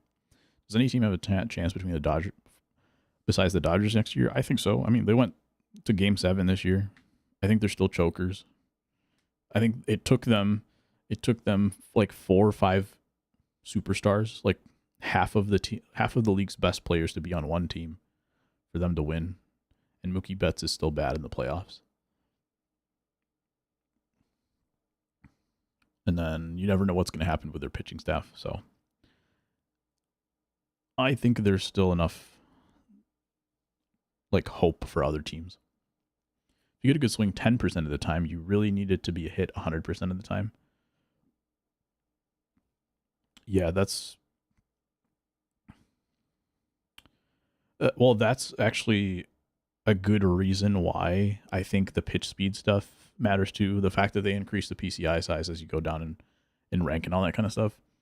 I think all of that is very much a good reason why you have to do that. So instead of them having to change like a good swing being a swing 100% of the time, instead of having to change the percentages, just make it easier to hit rather than it being that. Because I think that is the flip side. I think if you don't change these pitch speeds between different levels, I think that's what they have to do. And then they would have to tune 5 to 7 different levels of difficulty to have the percentages work out that way. And I think that would mess up a lot more than changing the variable of pitch speeds instead. It's the lack of you having... No, I have every card, Kyle. I have every White Sox card except for like one. It is 100% all we've got. And so that's why I was disappointed, because like the Savali card came in when is this? August. And then this Frank Thomas came in, and this Colson Montgomery. Like these two cards we already had 97s of. Or 95 Colson Montgomery. But like basically no new White Sox cards. Grant Taylor came in recently, and that was about it. Yeah, so overall, I feel like we did pretty well. I didn't feel like I was seeing the ball too well today. And the Yankees probably have like 80, yeah. Let's see, 49, 35, 84, yep. How much do the Dodgers have? Dodgers only have 72. Padres have 48. Rockies have 34. 29 for the Diamondbacks. That's very, very little. There's a couple with 38. 31 for the Marlins. So it's just, yeah, if you're a bad team, like you're not getting cards. So the White Sox are definitely like... Wait, is the White Sox the least? I thought it was 41 for a second. Hold on. Is anyone less than 31? There's another 31 as the Marlins. I thought they were 41 originally. So I was like, okay, they're kind of towards the bottom. So yeah, Diamondbacks with 28. So the White Sox have like the third least. Suck now and historically. Cardinals with 45 is sad, yeah. In a year where Ozzie Smith got a moonshot card. Arizona with 29, Marlins with 31, tied with the White Sox, so bottom three. Not a lot of great swings on this team either. It's Benintendi with a great swing. Moncada's got a pretty okay swing. Eloy's got a great swing. I think Adam Dunn could be argued that he has a great swing.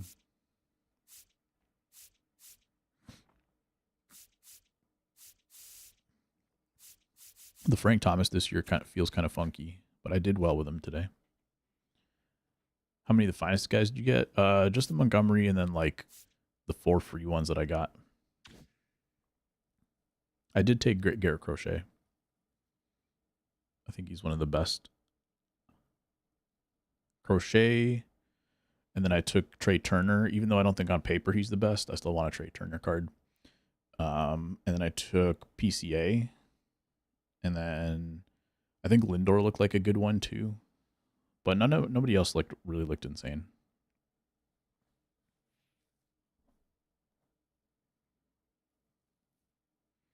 So yeah. That was an interesting experience. I still think my like main team is pretty fun to play with though. I might change up a few guys here and there. There's another third baseman I wanted to try. I forget who. We could put Tommy Edman in. I could put Corey Seager at third. We'll see what happens next stream. But we might do maybe 1, maybe 2 more MLB streams, and I'm gonna start thinking about what else to play in the off season.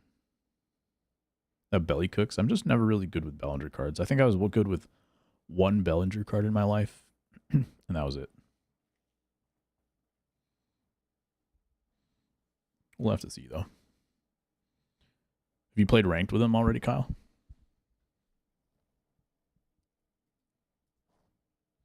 $2K20. Kind of low-key want to play Madden just because I'm vibing with the Bears. But I don't think I want to like go through the learning curve of learning Madden. Hopefully they make another God of War for you to stream, right? I've got that Spider-Man game. I've got we'll see. We have some options. Battlefield maybe. Heavy casual because it's chill. That's cool. Madden was like the ultimate like hang out at a friend's house kind of game back in the day. PS Plus free games. I thought I had seen them for this month and I wasn't super interested. Let me take a look. Stray, we've already got. Tabs. Totally accurate battle simulator. There is a racing game here. Is this game good, Kyle?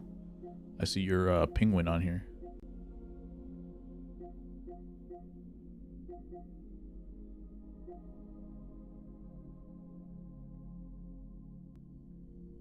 Play Madden in the house. That's had some great games. Man from MLB, I just only pitch it for people. That's so funny. Totally accurate is sarcastic, by the way. I figured. Let's see. Let's see if we can see a clip here. Hopefully it's not too loud for you guys.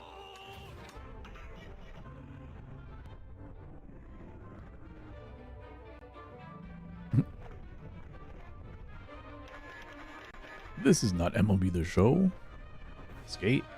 I think we tried playing that Tony Hawk game like once or twice last year, right? I don't think I was very good. But that was a fun couple streams though. Change title, scammer. I dare you. I dare you to do something about it. It didn't really give me that much information about what actually happens in this game. Is it like strategy? Might as well just add them to library, I guess.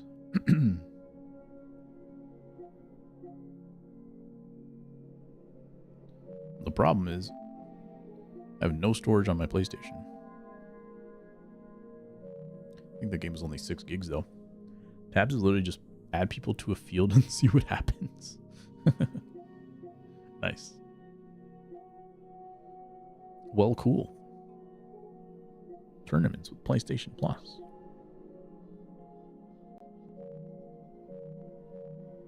I think that's going to be it for today, folks. What else do I have downloaded on here?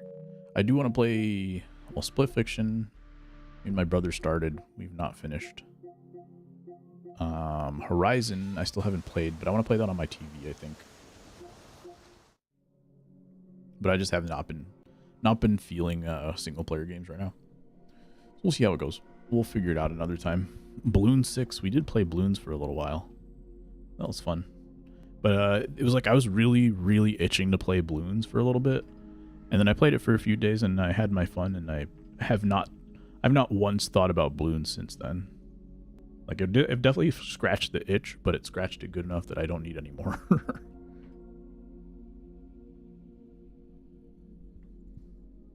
Boo. We'll see. Let's go say hi to Mr. Miguelo.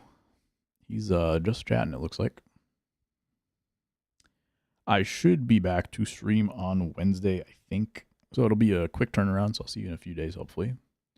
I had to work till like midnight on Wednesday, so I'm glad I didn't stream, because I was going to like stream and then go back to work afterwards. If I had done that, I probably would have had to sleep at like 4 a.m. Finish whatever the latest Power Wash. Ooh. When is that coming out? I will definitely stream Power Wash when it comes out, actually. 100%. Let me see when that comes out. If there's a new DLC, actually, like, I might just do the DLC for Power Wash. Power Wash Simulator 2. Oh, it came out a couple weeks ago. Oh, easy, 100%. Good call, ASG. 100%. We're gonna play this.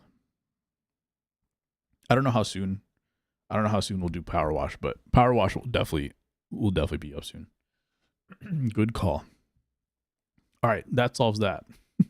Hope you guys have a great rest of your night, great rest of your weekend. Thanks for hanging. Hoping you had a good time. If you came in from the raid, if this is your first time, feel free to drop a follow. We are streaming every Wednesday, 6:30 p.m. If you get a chance to do weekends, we will try, but special case this weekend. So we'll see you guys next time. Have a good night. Peace.